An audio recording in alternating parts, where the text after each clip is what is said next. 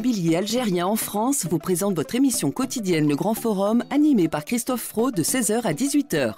Le Cina Paris, qui aura lieu les 28, 29 et 30 octobre prochains à l'espace Charenton dans le 12e arrondissement de Paris, présentera les meilleures offres immobilières aux ressortissants algériens basés à l'étranger. Entrée gratuite, rendez-vous sur cinaparis.com.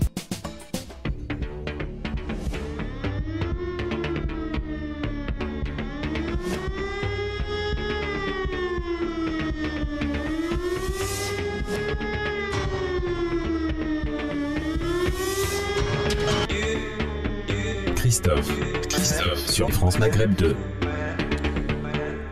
Bien le bonjour chez vous, merci d'être avec nous en ce mardi 25 octobre. Ravi de vous retrouver avec évidemment le Grand Forum, votre émission, votre talk, votre magazine de fin d'après-midi où l'on décortique l'actualité avec vous. Vous pourrez nous appeler au 01 40 33 9000 avec aujourd'hui, il est arrivé à l'heure, Gamal Abina, fondateur du MDC. Salut mon Gamal. Bonjour Christophe, je suis toujours à l'heure, t'as remarqué? Oui, c'est vrai, généralement oui. Contrairement aux avocats comme Maître Charny qui arrive dans un instant, il n'est pas à l'heure lui, voilà. Ah bah c'est l'avocat. Bah voilà, c'est ça, les avocats ça se fait toujours attendre. Comme la justice, c'est lent. Oui, c'est vrai, c'est tout à fait vrai. C'est parti donc jusqu'à 18h avec une grosse émission. C'est parti, voici le programme. Le Grand Forum avec Christophe Fro sur France Maghreb 2. Tout à l'heure dans le zapping en fin d'émission, on va revenir sur la polémique du moment et ces animateurs et éditorialistes qui, parlant de l'affaire Lola, demandent un procès rapide, demandent la perpétuité, veulent être les justiciers avant l'heure. Dupond-Moretti leur répond et ça leur fait pas plaisir, à l'image de Cyril Hanouna. On y reviendra tout à l'heure en fin d'émission, bien sûr. Le quiz, la belle histoire des génériques, un dessin animé aujourd'hui au programme, c'est ce que nous proposera la belle histoire, Mam. Dans nos débats, on va parler de l'Algérie qui fait des exercices conjoints avec la Russie, un allié privilégié pour l'Algérie. La Russie, on y reviendra tout à l'heure, cette bonne entente. Et puis, nous allons parler des législateurs démocrates qui exhortent Joe Biden, le président américain, à revoir complètement sa stratégie sur la guerre en Ukraine et à discuter, à dialoguer avec les Russes. C'est ce que lui demandent donc les législateurs démocrates à Joe Biden. Est-ce un parfum de défaite pour les Américains? On y reviendra tout à l'heure, bien sûr, avec notre ami Gamal Abina. Et puis, dans les faits du jour, on viendra sur une histoire finalement qui est, ma foi, assez banale, mais qui peut avoir des conséquences parce qu'elle se multiplie. C'est le père d'une enfant de 6 ans qui a été agressé sexuellement par un mineur isolé et qui s'est fait justice lui-même en tabassant l'individu, le gamin de 16 ans, qui a été d'ailleurs incarcéré et mis en examen. On y reviendra bien sûr. Est-ce inquiétant? Il y a eu un autre cas aussi d'un garçon qui se faisait racketter en Seine-et-Marne. Le père a brutalisé violemment le garçon en question. On y reviendra. Et puis on reviendra aussi sur Nadia Lazouni, cette journaliste qui a posé une question à Darmanin. Celui-ci avait été un petit peu menaçant, lui prêtant des propos qu'il a totalement réfutés, sauf qu'on a retrouvé les propos tenus devant Marine Le Pen. Bah Nadia s'est pas trompée, hein, voilà, et ça va être très difficile de l'attaquer en diffamation, parce que c'est ce qu'il lui a promis si elle ne retirait pas ses propos. Voilà, c'est parti pour le LGF, un programme ma foi très chargé, avec vos appels 01 40 33 9000 à n'importe quel moment les amis. Bienvenue dans le Grand Forum, présenté par Christophe Fro. Le Grand Forum. Et mon gamin, on commence toujours par des petits clins d'œil à l'actualité survenue à 25 octobre. Et d'abord, en 1976, décès d'un écrivain français. Si je te dis Zazie dans le métro. Wow, Zazie dans le métro. Ouais. Je me rappelle plus de son nom. Raymond Queneau. Raymond Queneau, ouais. Et un extrait du JT, du journal télévisé de Antenne 2 à l'époque, annonçant donc la mort de Raymond Queneau. Le père de Zazie dans le métro, vous connaissez certainement, est mort ce matin à Paris à l'âge de 73 ans. Poète et romancier, Raymond Queneau n'était peut-être pas assez connu du public. Sa poésie et son humour, son œuvre tout entière tient pourtant une grande place dans notre littérature par sa diversité et aussi par sa densité. Raymond Queneau a écrit lui-même sa biographie, il l'a même écrite en vers, des vers tout simples, vous allez voir. Je naquis au Havre un 21 février en 1903. Ma mère était mercière et mon père mercier, il trépignait de joie. Inexplicablement, je connus l'injustice et fus mis un matin chez une femme avide et bête, une nourrice, qui me tendit son sein, etc., etc. Voilà le style de Queneau quand il se moquait de lui-même. Il avait tellement le goût de l'humour qu'il était inévitable que son nom soit lié à la chanson. Juliette Gréco a chanté Si tu t'imagines. Les frères Jacques ont interprété les exercices de style. Queneau, c'est l'homme qui démantibulait l'orthographe, qui écrivait qu'est-ce que c'est que ça avec des K et des X. C'est l'homme qui, dans les exercices de style, écrivait 99 variations, pas une de moins, sur l'anecdote la plus quelconque. Une querelle dans un autobus en la racontant successivement en argot, sur le ton de la femme du monde, du monsieur décoré réactionnaire, etc. Il y a une quinzaine d'années, et oui déjà, il m'avait expliqué la naissance de ce merveilleux canular. C'est au cours d'un concert où l'on jouait du Bach que j'ai pensé que l'on pouvait faire l'équivalent dans le domaine littéraire et prendre un thème et le traiter de multiples façons. Un thème particulièrement simple pour que les différentes façons soient mieux perceptibles. Et finalement, j'ai pris un thème tout à fait insignifiant. Il y en a qui sont basés sur des figures de rhétorique. Oui. Et puis il y en a un autre ensemble qui sont des variations de langage. L'argot, le français prononcé avec l'accent italien, avec l'accent anglais, ou bien un français tout bourré d'hellénisme. Vous vous êtes amusé à les écrire? Je crois. Est-ce que cet exercice drôle, donc, pour vous, comme pour nous, est en même temps important? Est-ce qu'il vous a apporté quelque chose en ce qui concerne l'étude du style ou peut-être même du langage? Je n'ai pas la prétention que ce soit important, mais enfin, ça peut être un intérêt. C'était tout Queneau, cela. Un rire, une dérobade. Seulement voilà, quelle générosité sous la grimace, et puis, quel écrivain. Quel écrivain, Raymond Queneau, évidemment, mon cher Gamal, qui nous a quittés donc en 1976 à 25 octobre, à l'âge de 73 ans. Alors, autre chose dans l'actualité de ce 25 octobre, et décidément, tiens, beaucoup de cinéma, sorti d'un film que tu as certainement vu, on a tous vu, revu et re-revu, un film notamment issu d'une pièce d'après Jean Poiret, avec notamment Michel Serrault, La Cage aux Folles. Ouais, sorti donc ce film en 1978. Albin Renato. Ouais, c'était pas mal. Vraiment, c'était marrant, des scènes cultes dans ce film. Qui passerait difficilement aujourd'hui d'ailleurs. Hein. Ah oui? Oui, parce que maintenant, comme il y a beaucoup de bien-pensance, une blague sur les homos, ça passe plus du tout. C'est clair. Et puis tiens, en 1940, c'est le maréchal Pétain, à l'époque chef de l'État français, qui rencontre Adolf Hitler. Adolf, ouais. À Montières, exactement. Absolument.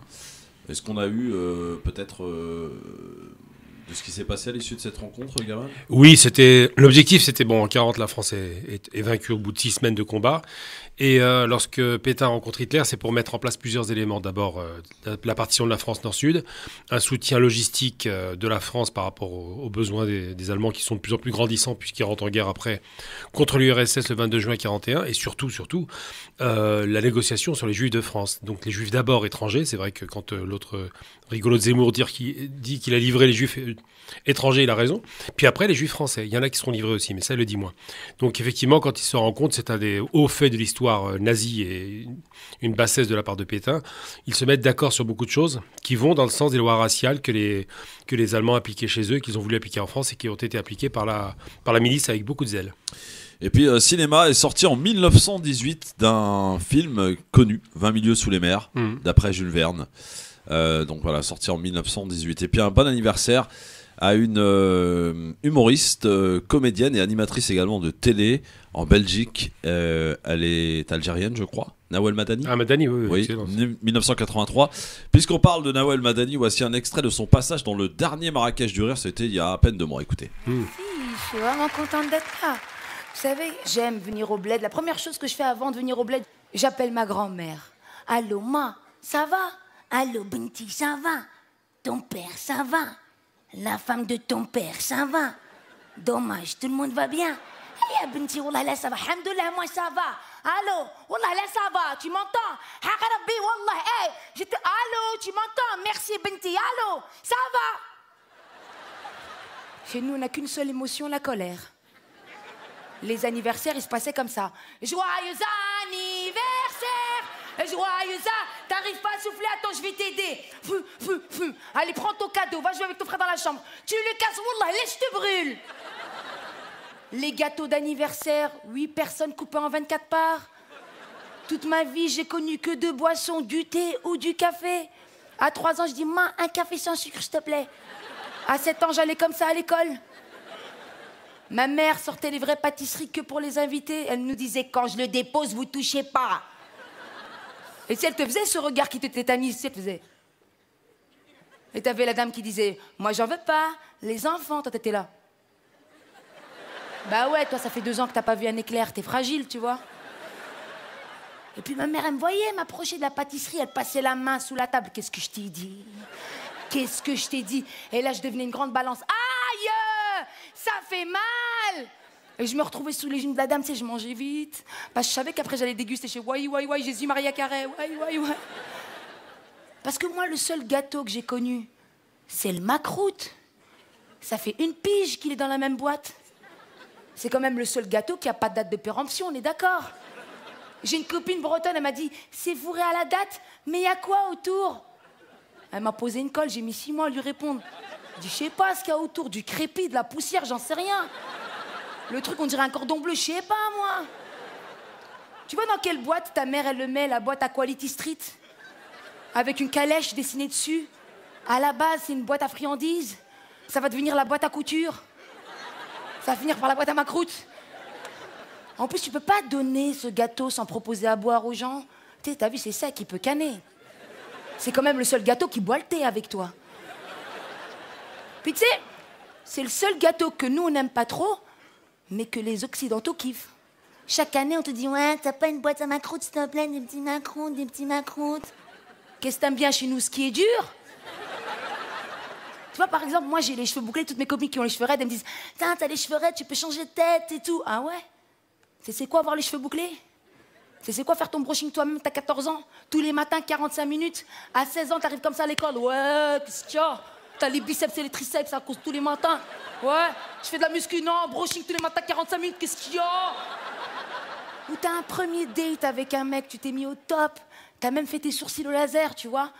Tu sors du restaurant et tu vois qu'il pleut. Oh non. Qu'est-ce qu'il y a, bébé? Tu vois pas? Il pleut. T'as pas un parapluie, une capuche, une capote, t'as pas?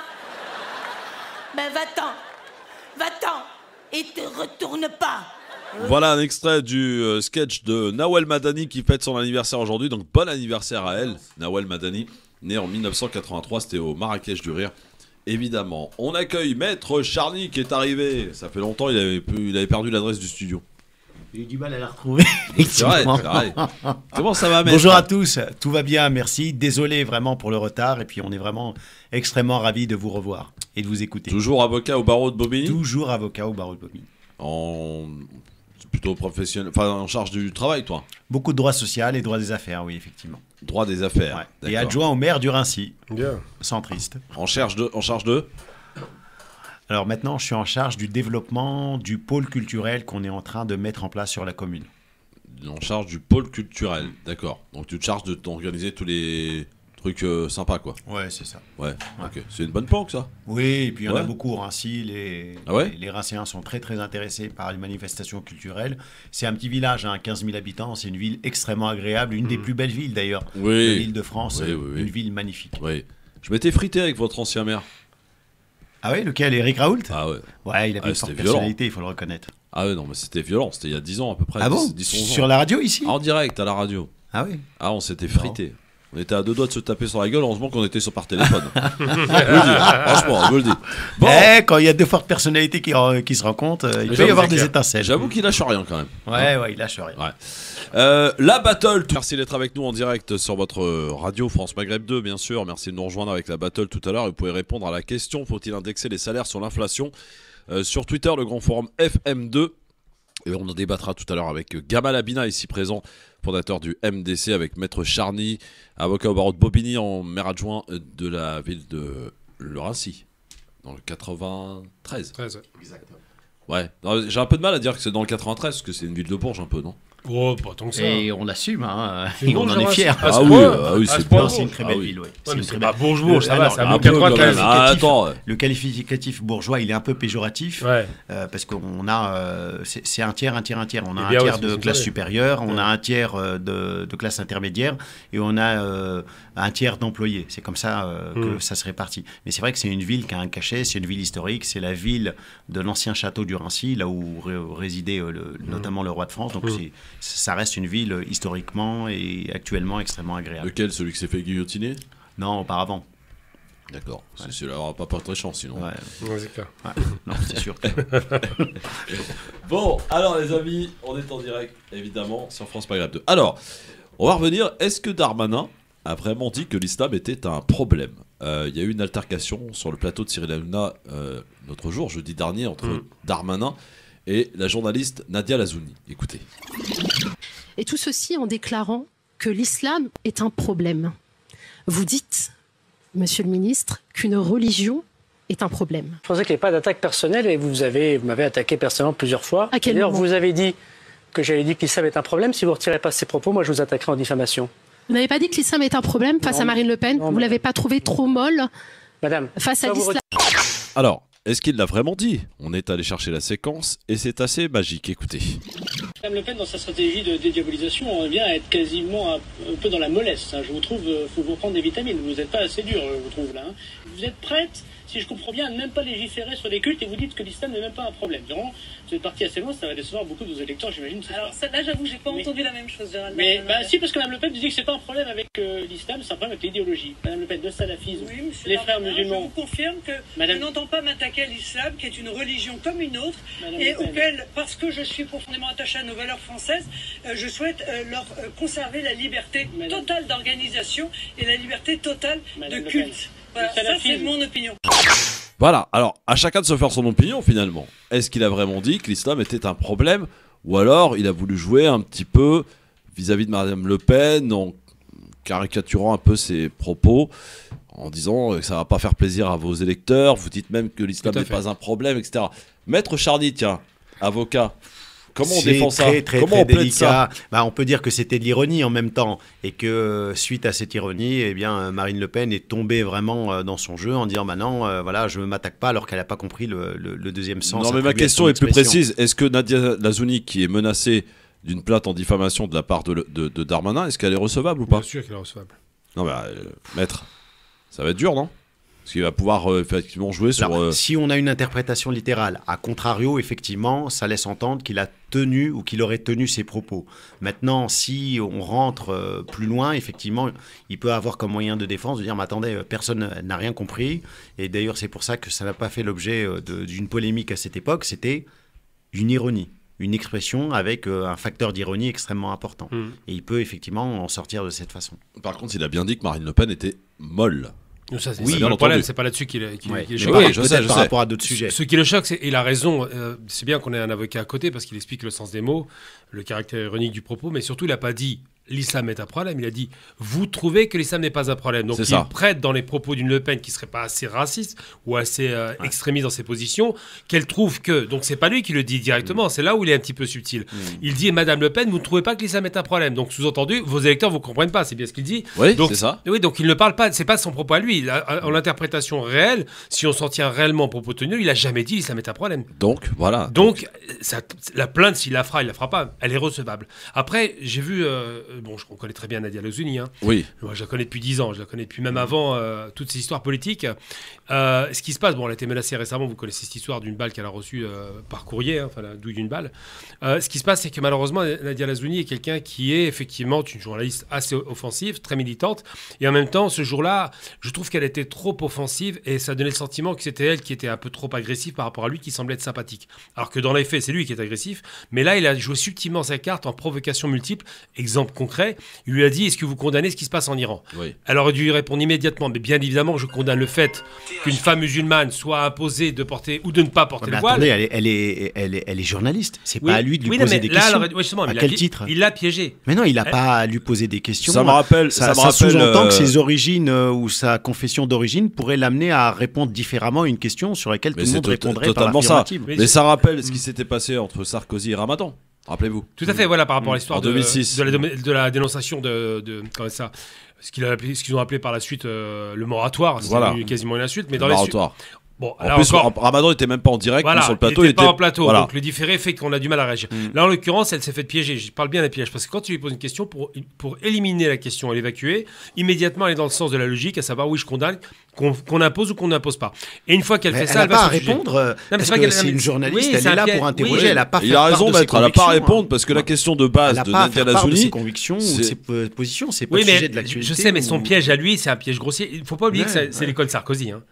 C'est technique détournement de sujet pour pas parler du sujet. Donc il détourne l'attention, donc les gens il les a dans sa poche parce que tout le monde condamne évidemment, et elle ne condamne pas parce qu'elle veut pas répondre, ce qui est logique. Dans le principe, elle n'avait pas à répondre.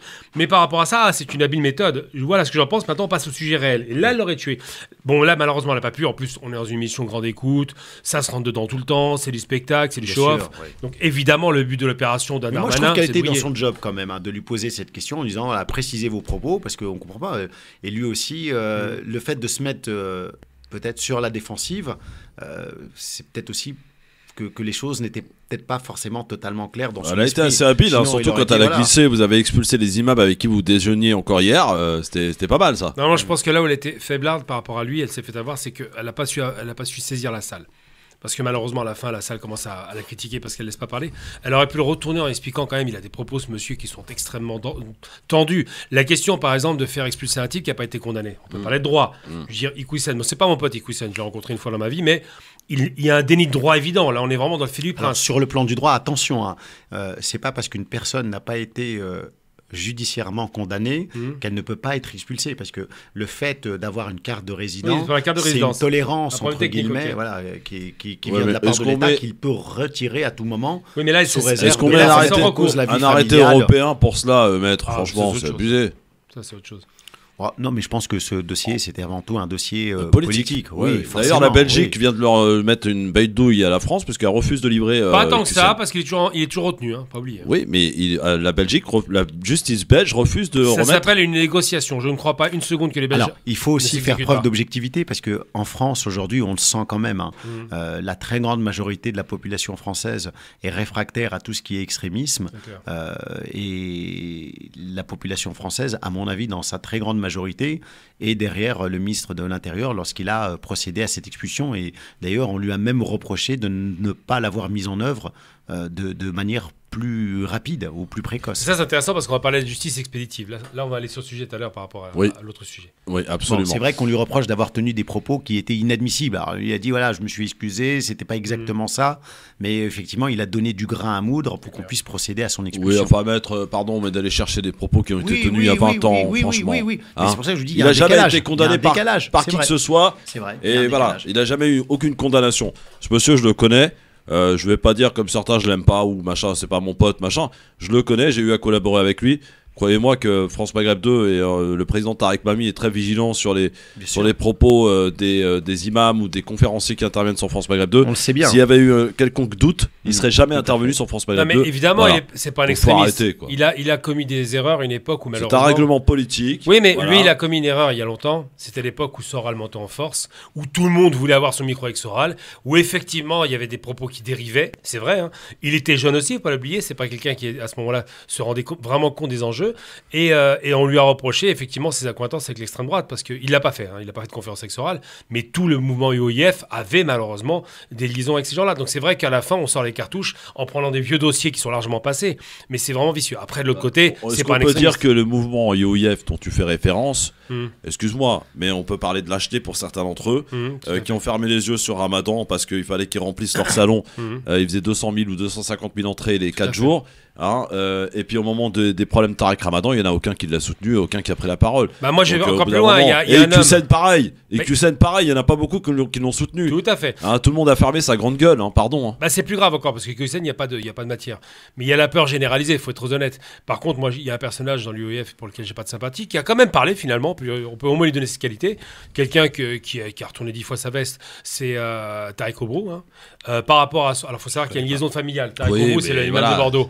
il a quand même tenté de défendre son cousin par alliance. Ouais. Voilà, donc là-dessus, au moins il a eu cette fierté, même s'il a été voir à l'époque Soral, puis après Fourest. Bref, c'est quelqu'un qui va de... En tout cas, dans l'extrait qu'on vient d'entendre avec Darmanin, on a l'impression que c'est Marine Le Pen qui est plus sympathique que Darmanin. Clairement. Hein, vraiment. Malheureusement, clairement. Ouais, clairement.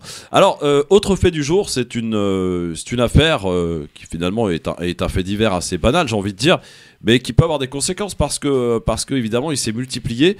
C'est un témoignage d'RMC, c'est celui d'un père de famille qui s'est fait justice lui-même. Sa fille de 6 ans a été sexuellement agressée à son domicile par un jeune mineur isolé. Ce dernier résidait dans une structure spécialisée voisine de la maison à Roanne dans la Loire. Le père de famille s'est confié au micro d'RMC. Écoutez ce reportage.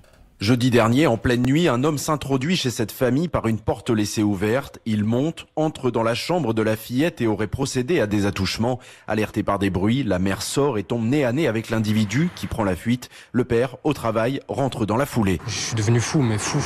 Après avoir déposé plainte, Anis organise une ronde dans le quartier pour retrouver le suspect. On était persuadé que la personne n'était pas loin d'ici parce qu'il a disparu trop vite. La nuit suivante, des voisins surveillent la maison. L'un d'eux interpelle un homme qui tente d'enjamber la barrière et prévient Anis. J'ai pris la photo de la personne. Je retourne voir ma femme. J'ai à peine le temps de lui faire voir le téléphone. Elle a même pas eu le temps de me dire oui, c'est lui. Elle a repris un deuxième choc dans la tête. Mais quand il prévient ses amis, l'individu s'enfuit. J'ai réussi à lui sauter dessus, à le rattraper. Il y a eu des coups qui ont été portés. Coups de poing, de pied, de barre de fer, un passage à tabac très violent dénoncé par Abdelkrim Grini, le procureur de la République de Roanne. On ne peut pas accepter que de tels faits soient commis. Quand bien même ce jeune homme aurait commis les faits pour lesquels il a été interpellé et mis en examen, ça ne justifie pas et ça ne légitime pas bien évidemment les violences. Le suspect, un mineur isolé de 16 ans, conteste les faits. En détention, il est mis en examen pour agression sexuelle aggravée sur mineur de moins de 15 ans. On va la faire simple et on va essayer d'être le moins lâche possible. Sincèrement, on est pères, pour quelques-uns d'entre eux. Nous, franchement, je le dis honnêtement, hein, je l'aurais fait. Je sais pas, maître. Alors moi je pense. Mais sincèrement. Sincèrement et de manière objective. Moi, je suis totalement d'accord avec les propos. Mets-toi à la place d'un père. Je suis totalement d'accord. Je suis père. Et je suis totalement d'accord avec les propos du procureur de la République, qui est loin d'être un lâche. Pourquoi ? Parce que il faut pas confondre l'émotion qui est individuelle avec l'intérêt, justement, avec l'intérêt général. Mais c'est ce qui permet de différencier, si vous voulez, un régime de vendetta où chacun fait ce qu'il veut mais ça, et mots, chacun fait. Mais c'est la réalité. C'est la réalité. Si aujourd'hui chacun, quelle que soit son émotion, quelle que soit la gravité de l'infraction, du préjudice qu'il a subi, peut se faire justice à soi-même, il n'y a plus d'ordre, et c'est le bordel le plus total. Mais Maître Charny, le mec qui s'introduit chez toi, il vient agresser ta fille sexuellement, attention, il faut faire confiance à la justice. Alors la justice est toujours comparée à une vieille dame qui est un peu lente, qui fonctionne doucement, mais qui arrive toujours à son terme. Et ce jeune homme, ce jeune mineur, il n'a pas été interpellé dans la chambre. C'est le lendemain, à l'occasion d'une ronde. Et c'est extrêmement... Alors, moi, je comprends l'émotion. Effectivement, le père, quelque part, il peut être dans son rôle. Voilà, on peut dire, voilà, entre guillemets, c'est un bonhomme. Il a fait ce qu'il fallait faire. Oh, mais on ne peut absolument pas légitimer ni glorifier ce type de comportement parce que si on part sur cette voie-là, bah, demain, vous faites voler, vous allez voir la personne chez lui, vous lui tabassez la tronche. C'est pas possible. Ouais. Ça devient la jungle. On ne peut pas vivre dans un régime clanique. Attends, il y a eu un autre fait aussi dans Seine-et-Marne. C'était hier matin ou ce matin. Son fils était racketté et le père s'est présenté sur le lieu où le fils était racketté et il lui a défoncé la tronche, pareil. Voilà, donc c'est bien. C'est acceptable ça. Et là tu trouves ça acceptable. Mais vous êtes, alors là, franchement, soit vous êtes vous n'êtes pas cachez, des Algériens. Bon, Christophe. Non, sincèrement. Christophe, il y a un mec qui a été accusé d'avoir tué 3 ou 4 filles, je ne sais combien, la liste est longue. Un type qui avait une sale gueule, qui était toujours pas loin des lieux en question où les filles étaient assassinées, retrouvées les corps. Il a été attrapé par la justice et Dieu merci, même s'il a pris 8 ans de prison, et c'est la justice qui lui a mis la main dessus, c'est Patrick Dills. Si on avait laissé ta méthode en fonction, eh bien les gens. C'est pas ma méthode, je dis pas qu'elle est bonne, ma méthode. Je te dis en tant que père. On s'en fout. C'est inacceptable. Je vais t'expliquer. C'est inacceptable. C'est vous qui êtes inacceptable. Non, c'est inacceptable. Si Patrick Dills était tombé sur un père, le père l'aurait tué. Mais Gamal, et il était t'as pas d'enfant. Un neveu, ton neveu ou ta nièce, c'est justement ça. La différence entre la justice et la vengeance, tu sais c'est quoi? C'est la possibilité d'avoir la vérité. Dans la vengeance, le recul. Quand on est sûr que c'est l'individu en question, Gamal. Patrick Dills, tout le monde était sûr. Il a pris 8 ans de prison. Patrick Dills, tu me parles Patrick Dills, moi je te parle tout Patrick Dills, il aurait 8 pères qui l'auraient tué. Alors bougez pas, il y a Nasser Lajili qui est avec nous. Bon, ah oui, bouge pas. Nasser, Nasser, ne bouge pas. Il est pas pour la peine de mort. Je mets un peu de pub, mon Nasser. Je suis sûr qu'il va être d'accord avec moi, mon Nasser, parce que lui aussi, il est père. Et si on touche un de ses enfants, tu vas voir comment il va te défoncer. Allez, restez avec nous sur France Maghreb 2. Évidemment, la violence est le refuge des incompétents, vous l'avez bien compris. Ah bah ça s'entend. Ne bougez pas, le Grand Forum revient dans un instant. LGF, merci d'être avec nous en direct sur votre radio France Maghreb 2. Une consoeur à toi, mon cher maître, me dit c'est pour ça qu'on a créé les détentions provisoires, c'est pour éloigner justement et éviter les vengeances. Et elle a totalement raison. Bah oui, ça s'appelle Maître Maghrebi, bien sûr qu'elle a raison, elle a toujours raison, Maître Maghrebi. Voilà, confrère. Voilà. Nasser Lajili, comment ça va, mon Nasser? Bah ça va très bien, Christophe. Maître Charny. Oui, Gamal, bonsoir, monsieur Nasser. Comment tu vas? Ça va, très bonne équipe aujourd'hui. Ah, ça va, il manque que toi, absolument. Ouais. Alors non, moi je voulais juste intervenir concernant ce qui a été dit. Après, il faut se mettre à la place des parents. Moi, je suis père de famille. Bah oui. Je vois ce genre de truc, mais je deviens fou. Bah oui, je deviens dingue. À un moment donné, c'est qu'on est plus conscient. Sur le constat, Nasser, on est tous d'accord. Non mais regarde comment il retourne leur veste. Regarde. Mais je vais vous donner juste un petit témoignage que j'ai entendu ce matin dans une radio concurrente d'une maman qui aujourd'hui sa fille a subi exactement la même chose que ce que a subi le papa hier avec sa fille. La personne concernée n'a pas été condamné, il a été suivi par un psychologue parce qu'il considérait soi-disant que c'est quelqu'un qui avait eu un souci psychologique, etc. Et il est ressorti tout de suite.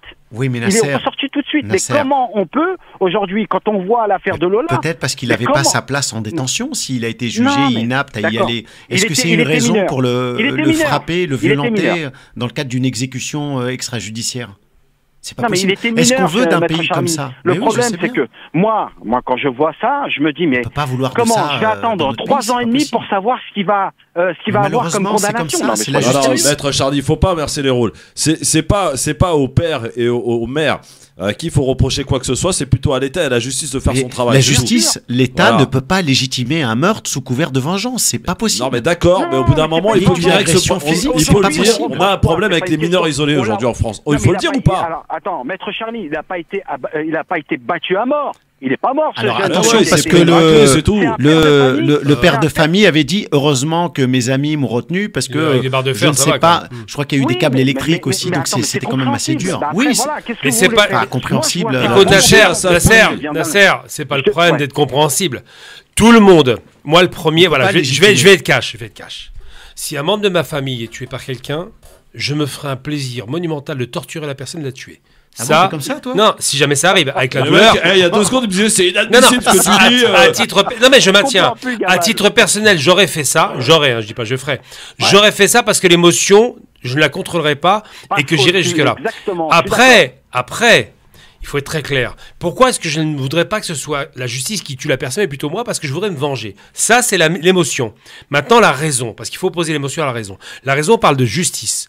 Parfois, on peut se tromper de personne, et l'enquête permet de déterminer si oui ou non c'est bien la même personne. Eh bien, je considère qu'il faut avoir un peu de calme dans les esprits, et être serein, pour juger une personne qui soit est déséquilibrée, comme c'est arrivé avec l'affaire de Lola, soit, dans ce cas de figure, est un détraqué, ou pas d'ailleurs, qui mérite ou pas la prison. Mais ça doit être fait par des personnes qui ne sont pas impliquées émotionnellement. Sinon, on ne s'en sera pas. Imagine, Nasser, imagine, en ce moment, l'extrême droite est en train de dire, parce qu'il y a une fille qui n'était plus en règle en France, qui avait une OQTF, elle a tué une enfant, elle était en France, elle n'avait rien à y faire, tous les OQTF dégagés. Il y a un problème. On a généralisé un problème qui était psychiatrique. Ouais, c'est 2 choses. Moi, Gamal, moi, ce que je reproche aujourd'hui à la justice française, après, bon, Maître Charny, je pense qu'il a son point de vue là-dessus, mais moi, ce que je reproche aujourd'hui à la justice française, c'est qu'elle prend beaucoup trop de temps pour savoir et comment on peut juger ces personnes-là. Parce que la justice doit se faire de manière sereine. Il y a un travail d'enquête et il y a aussi un manque de moyens, très certainement. Non, oui, mais c'est pas normal. Mais c'est pas normal dans un pays comme la France. C'est pas normal qu'on doit avoir un manque de moyens. C'est vrai que c'est pas normal, mais Nasser, c'est encore moins normal de se faire justice par soi-même. C'est pas non, possible. On est d'accord. Là, on est vraiment c'est le régime le plus primaire. Alors, moi, personnellement, je et pense l'État pas que ne peut pas se mettre à ce niveau-là. C'est pas possible. Moi, en tant que père, Maître Charny, moi, en tant que père de famille, j'aurais jamais tué la personne. Mais par contre, lui donner une bonne raclée comme il se doit, c'était pour moi légitime qu'un père réagisse de cette manière-là.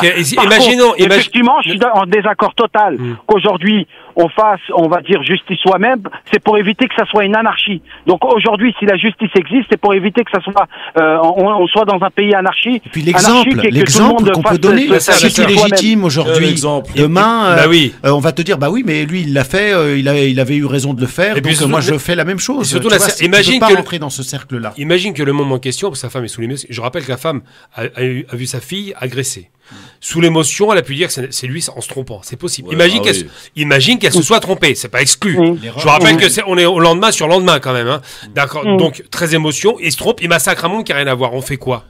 On va dire pardon mon garçon, je t'ai pété les dents. Non, il y a un problème. C'est passé aux États-Unis. On a déjà exécuté. C'est l'émotion qu'on parle. C'est totalement compréhensible quand on est père. Je suis désolé. Bon, d'un moment, en plus, le mec rentre chez toi, il à ce moment-là, il aurait fallu vivre au Et si c'est pas le bon, Christophe, tu réponds quoi? C'est pas le bon, c'est pas le bon. Qu'est-ce que tu veux que je te dise, si c'est pas le bon, et si c'est ton fils? Si c'est mon fils. Qui se fait ça matin alors qu'il a rien fait. Mon fils, il fait pas ça, t'es malade. Il le fait pas, justement. Il le fait pas. Il le fait pas, il est à deux pas. Il se passe quoi? Laissons la justice faire son travail. Exactement.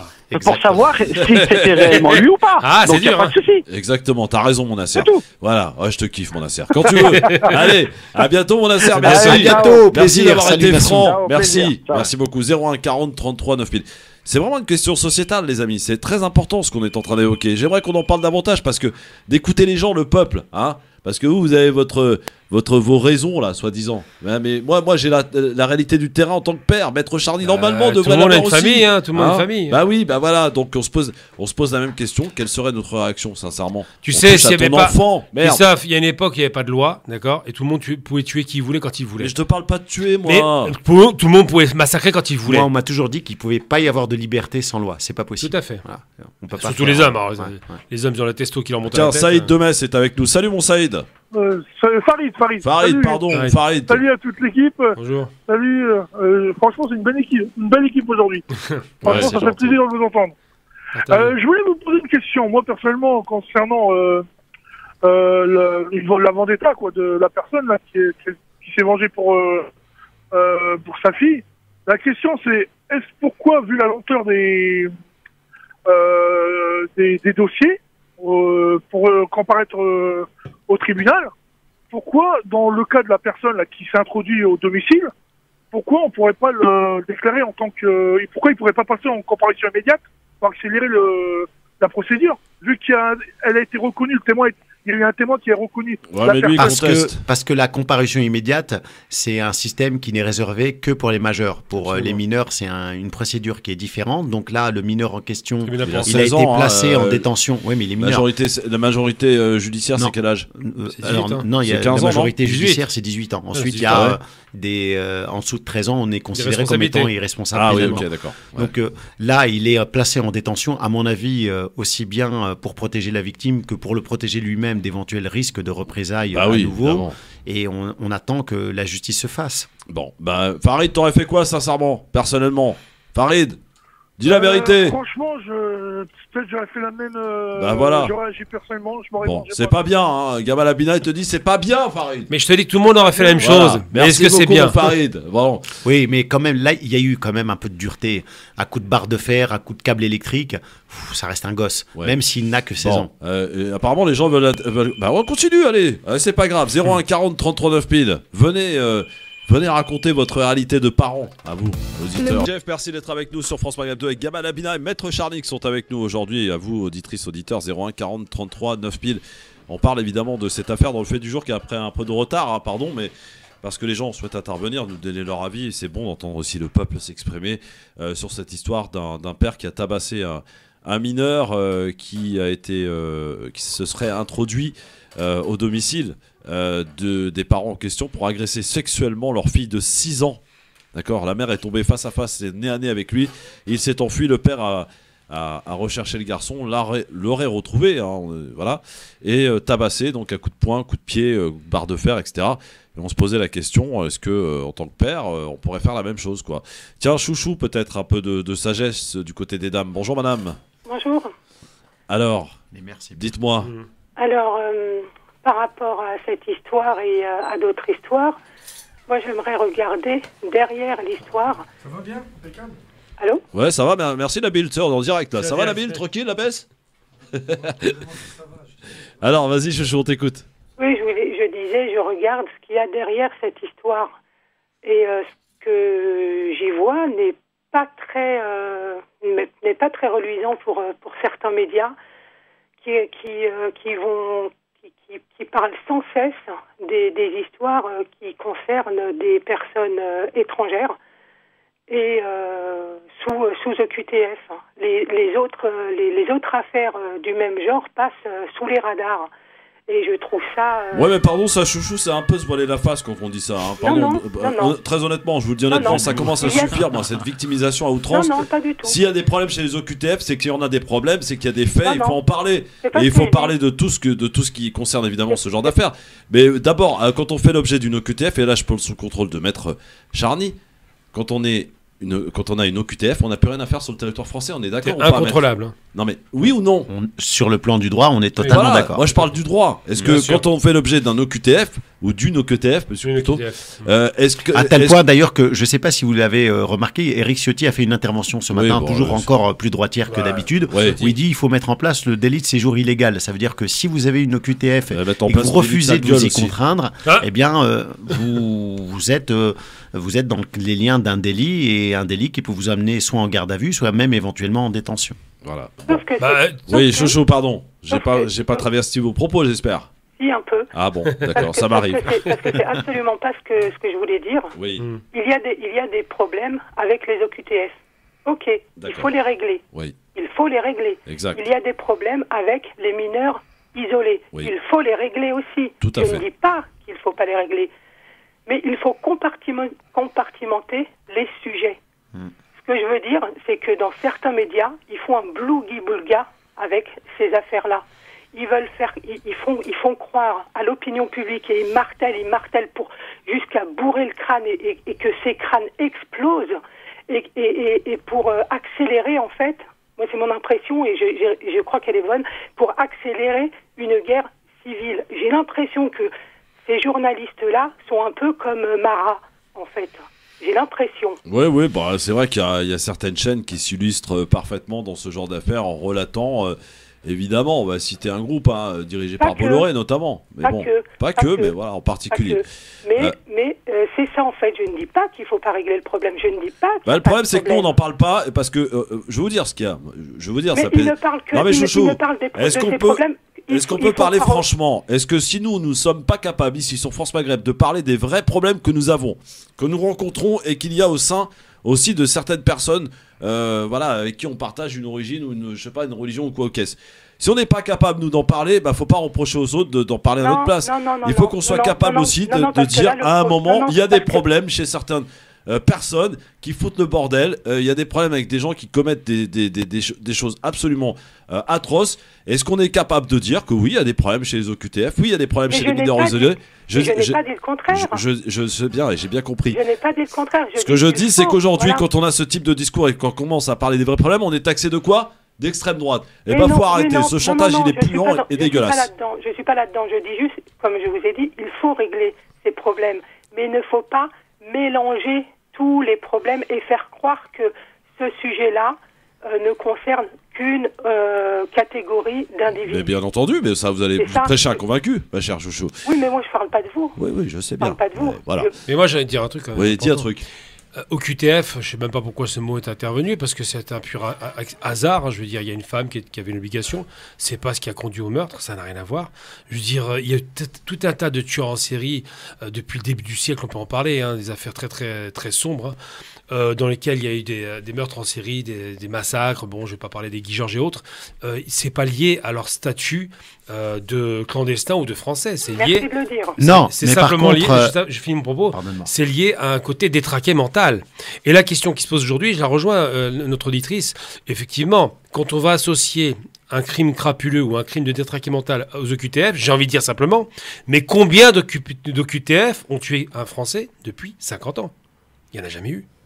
Alors, effectivement, on ne va pas mettre des si en place, parce qu'avec des si... C'est la première fois. Avec des si, combien d'OQTF, la perle là, c'est quoi? C'est la première fois. Bah voilà, donc tu dis il n'y en a jamais eu. Je te dis, à part cette affaire, c'est la première fois, ça n'est jamais arrivé avant. Oui, bah c'est la fois de trop. Mais c'est pas la fois de trop, ça s'appelle un accident de barbarie, c'est tout. C'est pas un accident de barbarie, ça aurait pu être une Française de souche qui tuait, c'est le même résultat. C'est pas le problème de l'OQTF, c'est une détraquée mentale, c'est ça la problématique. Alors le problème, c'est que se trouve qu'elle était au QTF et qu'elle avait plus rien à foutre sur le territoire. Un pur hasard. Voilà. Et le problème, c'est que l'État, il a une responsabilité de faire exécuter les décisions administratives et judiciaires qui sont rendues. Et ce qu'on reproche à l'État dans ce dossier, c'est pas d'avoir été complice de cette infraction de manière directe, mais c'est de ne pas avoir fait exécuter cette OQTF. Et on partait du principe que si elle avait été exécutée, eh bien le meurtre épouvantable n'aurait pas été commis. Alors maintenant, on a un avocat avec nous qui va pouvoir confirmer mes propos. Il faut savoir qu'une OQTF, ça n'est pas contraignant. C'est une invitation à quitter le territoire sous 30 jours. Oui, au QTF volontaire. Voilà. Donc déjà exécutoire aussi. Ensuite, il y a un autre aspect. Alors, je vais basculer complètement de l'autre côté. Parce que là, on parle de ces malheureux OQTF qui ne veulent pas revenir dans leur pays d'origine. J'ai appris hier par un grand artiste algérien qu'on invitera avec plaisir qu'il est allé en Tunisie pour constater, et il a acheté un terrain pour inhumer ces subsahariens qui meurent par milliers. Je ne parle pas par dizaines ou par centaines, par milliers. Il y a des charges publiques en Tunisie où ils ont estimé qu'il y avait, à ciel ouvert, en train d'être dévorés par des animaux, 1500 subsahariens. C'est ça, la réalité de l'immigration. Ouais. Ces gens préfèrent mourir en mer que de rester chez eux. La question qui se pose, c'est... Pourquoi ? Parce que c'est la misère chez eux. Bah, c'est la misère, ça dépend. Hein. Non, c'est la misère chez eux, il n'y a pas de problème. Hein. Ils crèvent de faim, ils n'ont pas d'avenir, bref. Ah, ça dépend, en Algérie, tu crèves pas de faim. Non, en Algérie, tu t'ennuies, mais je parle des subsahariens. Restons sur les pays en guerre. Ceux qui sont au Soudan, ils crèvent par la guerre. Ils préfèrent crever peut-être avec une chance en Europe que de mourir certainement en guerre. Beaucoup d'ailleurs de ces subsahariens qu'on a vus au Maroc, par exemple, mourir, étaient des gens du Soudan qui venaient d'une région en guerre qu'on connaît très bien.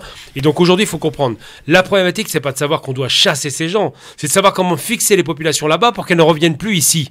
Et la problématique n'est pas posée dans ces termes. Bah oui. On se souvient comment les subsahariens ont été traités au Maroc. Ah oui. Vous vous en souvenez? Bien sûr, mais il n'y a pas qu'au Maroc, malheureusement. C'était visible au Maroc. Quand on dit il n'y a pas qu'au Maroc, c'est qu'on dédouane. Non, du tout, il n'y a pas qu'au Maroc. En Afrique du Nord, on a un problème avec cette gestion. Parce que ces gens préfèrent mourir en mer plutôt que de mourir chez eux, c'est tout. Bon, bah merci Chouchou en tout cas. Merci à toi. Merci madame. On parle vrai ici. C'est pas qu'un slogan, c'est une vérité. C'est clair. Joe Biden, on va parler de lui dans un instant. Alors, on va parler un peu de Joe Biden qui, vous le savez, est très offensif vis-à-vis de la Russie dans ce conflit de la guerre en Ukraine. Sauf qu'on a appris, au travers d'un article dans le Washington Post, oui, merci, que les législateurs démocrates ont exhorté le président Joe Biden à changer radicalement sa stratégie sur la guerre en Ukraine et à poursuivre des négociations directes avec la Russie. Exactement.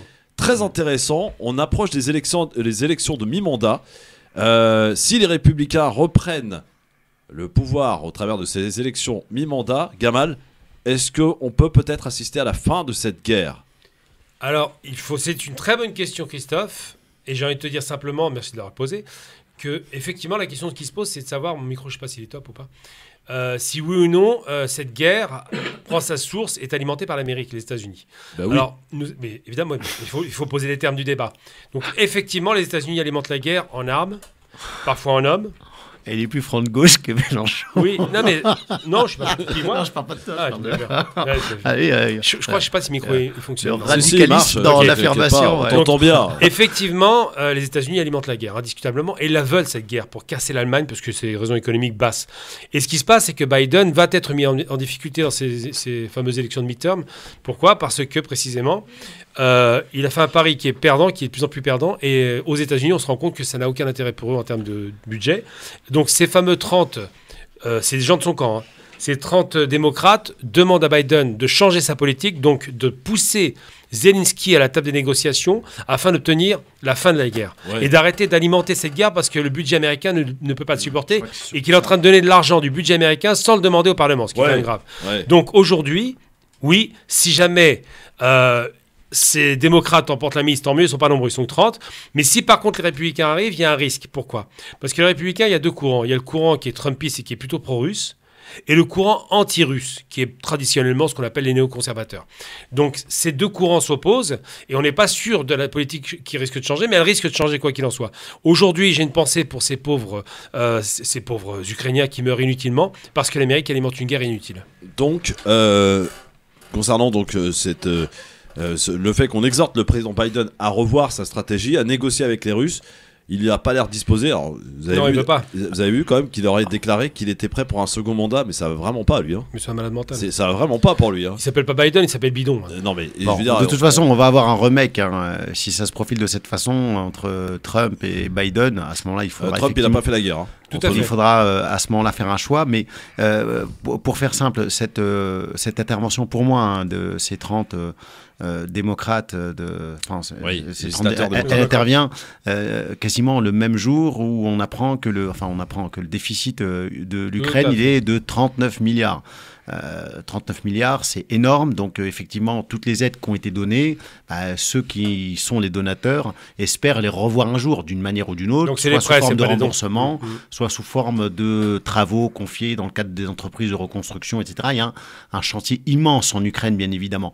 Et le problème, c'est qu'au-delà d'un certain niveau, l'État ne peut plus rembourser. L'Ukraine, comment pourrait-elle rembourser 39 milliards aujourd'hui, tout en sachant que l'addition continuera à croître. Et effectivement, les Américains, on a un premier trimestre avec une contraction du PIB, un deuxième trimestre avec une contraction du PIB, l'inflation monte, même s'ils sont moins exposés que nous à cette guerre à l'Ukraine, mais ils sont exposés quand même, et au bout d'un moment, ils voient leurs intérêts, ils disent on va arrêter de débourser, parce qu'on n'est pas sûr de revoir, il faut se préoccuper essentiellement des électeurs américains, parce que les Américains, ce sont des gens qui sont, comme dans beaucoup de pays, mais encore plus fortement chez eux, ils sont extrêmement tournés vers eux-mêmes. C'est-à-dire, c'est nous d'abord, et Trump, il l'avait parfaitement compris, et très honnêtement, s'il n'y avait pas eu sa mauvaise gestion du Covid, il aurait gagné, parce qu'il y a beaucoup de gens de la communauté musulmane qui sont installés aux États-Unis qui me disent, non, il faut voter pour Trump, parce qu'ils pensent à nous, Américains, en priorité. Et je pense que c'est ça qu'on commence à peut-être plus ou moins entendre aux États-Unis. Un petit peu de culture peut-être. Oui. Qui va expliquer comment ces malheureux Ukrainiens ils sont endettés à vie, ça on l'a compris. L'Allemagne avait été endettée à vie, elle vient de rembourser sa dette finale de 45, c'est vous dire presque 80 ans après. Le drapeau ukrainien, je vais vous donner un petit peu d'explication de texte, c'est deux couleurs, c'est le bleu au-dessus et le jaune en dessous. Ça caractérise le ciel et la terre, parce qu'il y a des terres noires qui donnent beaucoup de blé. Donc ce fameux blé est un enjeu qui n'est pas anodin pour les États-Unis, parce qu'ils vont, certainement pour se rembourser, confisquer une partie des terres les plus fertiles au monde d'ailleurs, il faut le dire, avec cette terre noire. Ils vont confisquer cette terre pour pouvoir en profiter. Donc c'est vrai qu'ils contrôleront le marché du blé mondial. Donc c'est une des raisons pour laquelle cette guerre existe.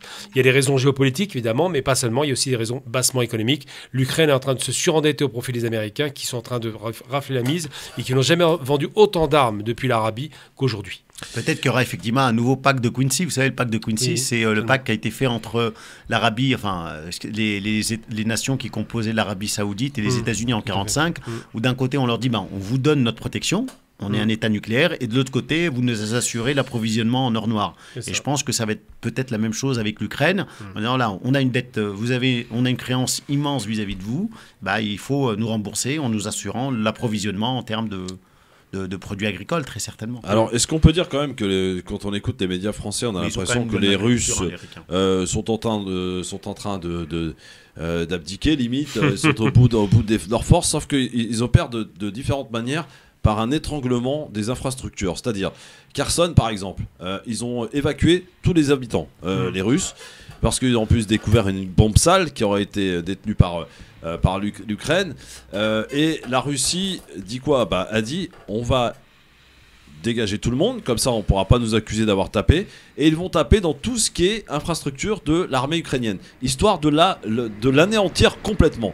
Et j'ai l'impression, quand on voit cet appel du pied des démocrates aux États-Unis fait à Biden, qui a comme un parfum de défaite en disant ça y est, on a perdu, c'est fini. Mais Gamal, non ?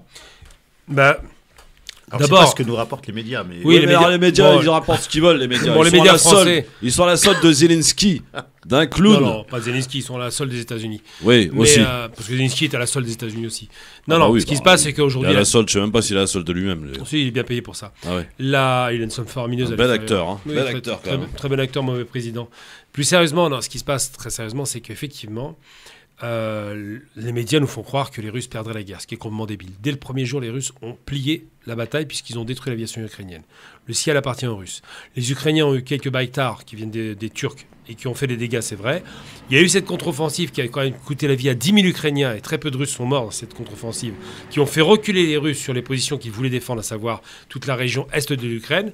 Ce sont vraiment des vraies informations, tout ça? Oui, c'est des vraies informations. Évidemment, tu crois qu'on raconte des conneries ici, maître? Voilà, non, moi je me pose des questions parce qu'effectivement, la réalité du terrain, c'est que quand même les Russes disent, bon voilà, on rencontre, ils avouent eux-mêmes qu'ils rencontrent un certain nombre de difficultés liées à l'armement ukrainien. Non, c'est juste les HIMARS qui détruisent beaucoup de chars, mais les Russes vont déjà, ils ont déjà entamé l'offensive. Il faut se rappeler quand même qu'ils ont frappé, il y a encore une semaine, quand on les croyait par terre, les Russes, 83 missiles hyper précis, hein, c'est des frappes chirurgicales, parce qu'ils ont tué très peu de personnes, il y a eu 11 morts, sur toutes les villes ukrainiennes, et en même temps, simultanément à 6h du matin.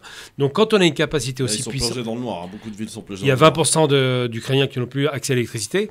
Ça veut dire que quand on n'a plus l'énergie pour pouvoir communiquer, pour pouvoir se déplacer, tout simplement, puisque évidemment ils vont confisquer toutes les réserves de gaz et de pétrole.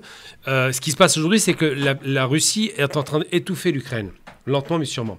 Ensuite, c'est vrai que la contre-offensive a surpris les Russes, c'est pourquoi d'ailleurs il y a un général qui a été limogé. Mais il faut être un peu sérieux. Je veux dire, la Russie n'est pas en Afghanistan où elle était détestée par la population, et dans un pays où la moitié de la population lui est favorable. Donc comment perdre une guerre quand la moitié de la population vous apporte son concours? C'est Mais ça, impossible. On l'entend pas. Hein. Ils veulent pas le dire. On l'entend pas. Ah non, on l'entend pas parce que ça va pas dans leur sens. Évidemment, ça va pas dans le sens de la propagande américaine que les médias ici français relaient. Kherson, par exemple, était la première ville russe historiquement.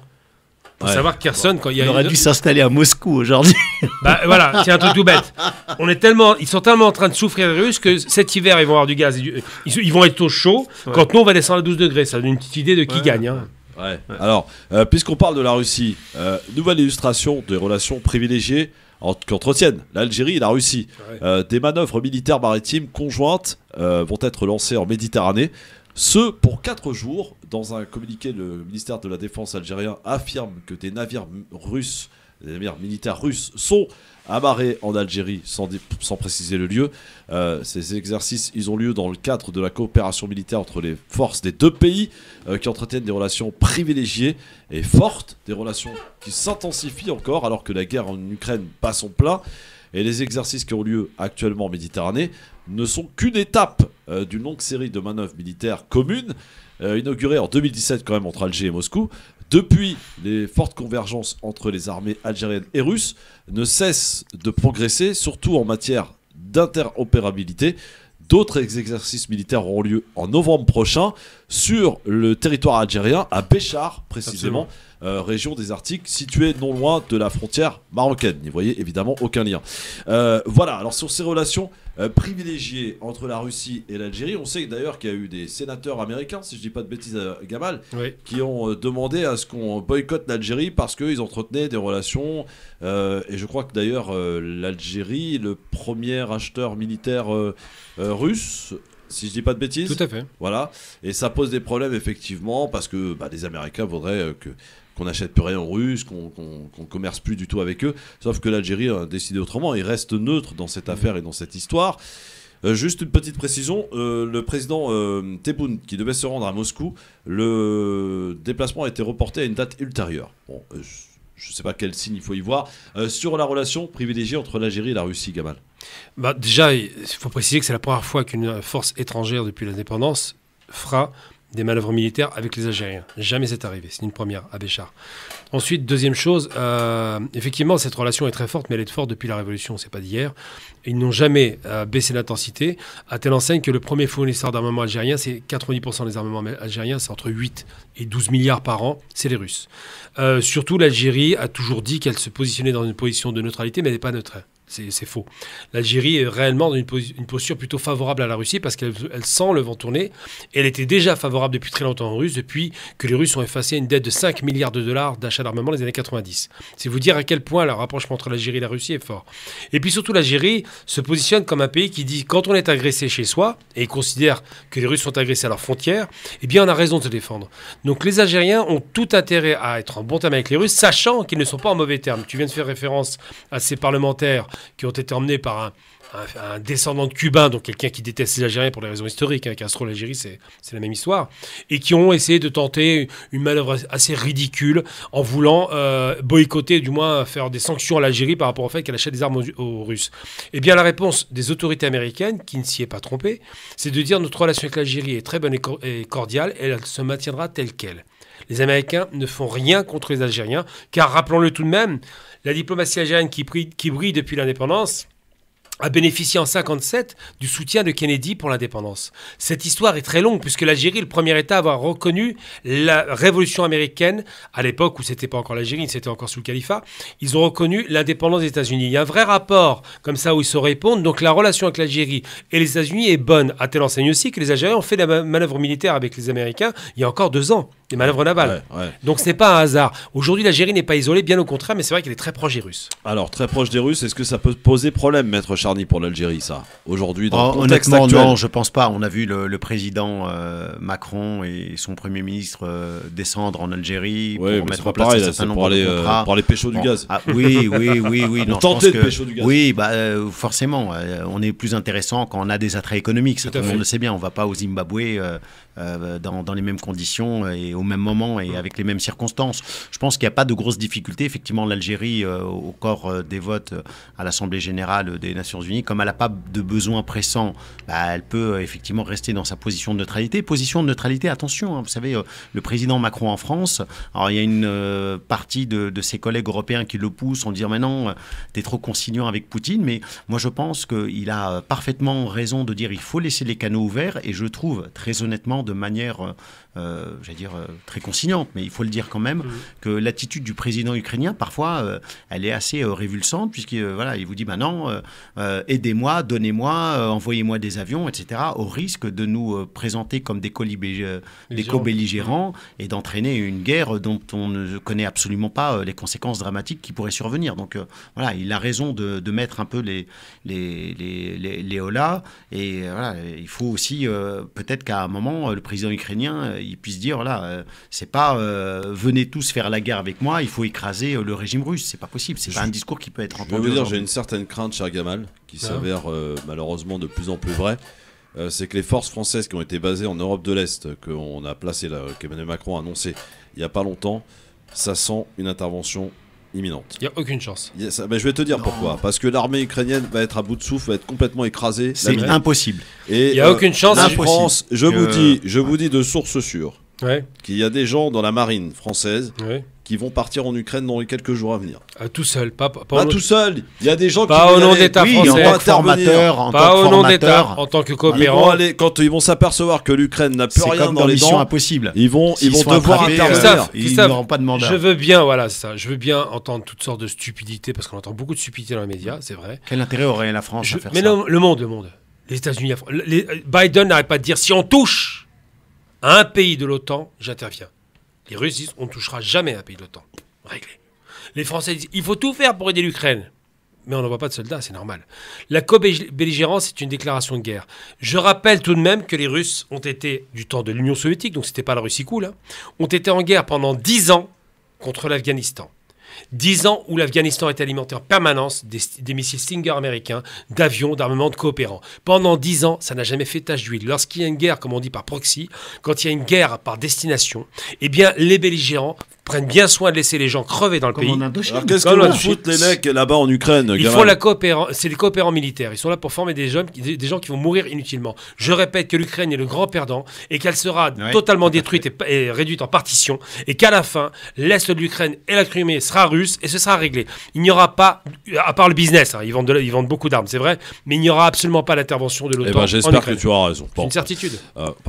On n'est jamais certain de quoi que ce soit. Sinon, c'est la fin du monde. En géopolitique, mon cher Gamal. En géopolitique, c'est la fin du monde. La Russie a la bombe atomique avec des missiles avant-garde qui arrivent aux États-Unis en moins d'1 heure. J'imagine difficilement les Américains répondre à ça.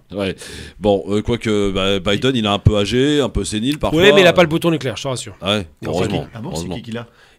Ils sont trois pour lui. Ah oui, non, mais c'est lui. Deux chefs d'état-major. Oui.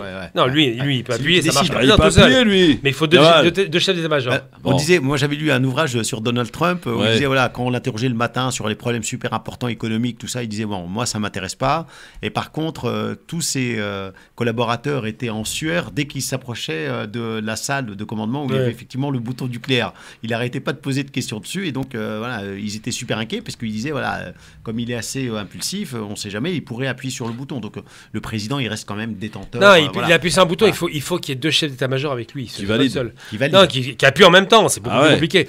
Donc le pipeau sur le nucléaire, c'est pour... Oui, et l'avantage que j'ai par rapport à Trump ou Biden, c'est que moi j'appuie sur un bouton et ça lance la pub et je suis tout seul à décider. Et dans un instant, la battle. Faut-il indexer les salaires sur l'inflation? C'est la question en battle aujourd'hui.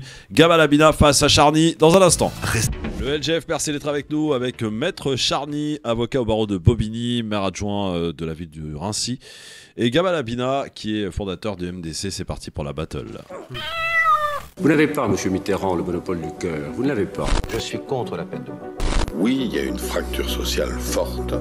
Travailler plus pour gagner plus. Cet adversaire, c'est le monde de la finance. Parce que c'est notre projet! Je précise que demain, on va entamer un dossier un petit peu tabou et qui risque de déranger, mais on est comme ça ici à France Maghreb 2 et en particulier dans le Grand Forum, on aime bien tout ce qui dérange. On va parler de la technique des ventouses, messieurs, des ventouses humides et sèches, ce qu'on appelle la hijama, et qui est totalement interdite en France, il faut le savoir. Oui, il faut le savoir, c'est interdit, totalement interdit aujourd'hui, sauf qu'il y a encore des gens qui contournent un peu la loi. Et on sera avec Maître Maghrebi demain qui va nous expliquer tout ça parce qu'elle est un petit peu à l'origine du truc. Donc on en reparlera demain si vous voulez savoir. Et vous qui faites ce genre de truc assez régulièrement, d'ailleurs il y a des joueurs de foot qui le font. À l'image de Benzema, vous savez que CNews n'a pas hésité à dire. Ça vous dérange si je parle? Là on est en direct, là, vous croyez où là? Excusez-nous monsieur. On a commencé la battle avant. Calmez-vous. On a même reproché à Benzema d'avoir gagné le ballon d'or en utilisant la hijama. Vous vous rendez compte jusqu'où ça va quand même. Voilà. Bon, en tout cas, on en reparlera demain et on aura toutes les explications juridiques. Et ça marche ça vraiment? Quoi, ça marche? La hijama. Moi, si ça marche. Il paraît que c'est interdit. Donc déjà, si ça marche, ça marche pas. Bah oui, c'est interdit. Vous le savez pas, vous, en tant qu'avocat? Ah non, très honnêtement. Bravo. Bravo. Maître Maghrebi, depuis quand c'est interdit ça? Depuis 2017, je crois. 2017. D'accord, ok. Voilà. Maître Maghrebi nous en parlera demain. Voilà. Donc soyez à l'écoute. Mais et puis même elle le sait peut-être pas, mais c'est toujours pratiqué par des officines qui ont pignon sur rue, qui sont immatriculés au qu'il y a CABIS. des audiences, il y a des gens qui comparaissent régulièrement à cause de ça. D'accord, qui veulent pas lâcher l'affaire, comme un peu malheureusement beaucoup de pratiques. Allez, revenons à notre sujet de base de la battle. Faut-il indexer les salaires à l'inflation? Vous êtes majoritairement à dire oui sur Twitter, le Grand Forum FM2. Gamal Abina nous dit non. Pourquoi tu dis non, Gamal? Moi aussi. Parce que... non, une battle, il est d'accord. Gamal, tu dis non, pourquoi? Je dis non parce que je considère qu'il ne faut pas faire cela, sinon il y aura une course à l'inflation des prix d'abord, puis après l'inflation des salaires qui va pousser à l'inflation des prix, et ce sera un cercle vicieux. En revanche, je suis pour une solution beaucoup plus raisonnée, c'est ce qu'on appelle le blocage des prix. C'est-à-dire que ceux qui sont le plus fragilisés, et tout le monde n'a pas de salaire, ne doivent pas supporter l'augmentation des prix. C'est la seule solution qui me paraisse raisonnée. Maître Charny. Alors moi je suis d'accord avec mon collègue.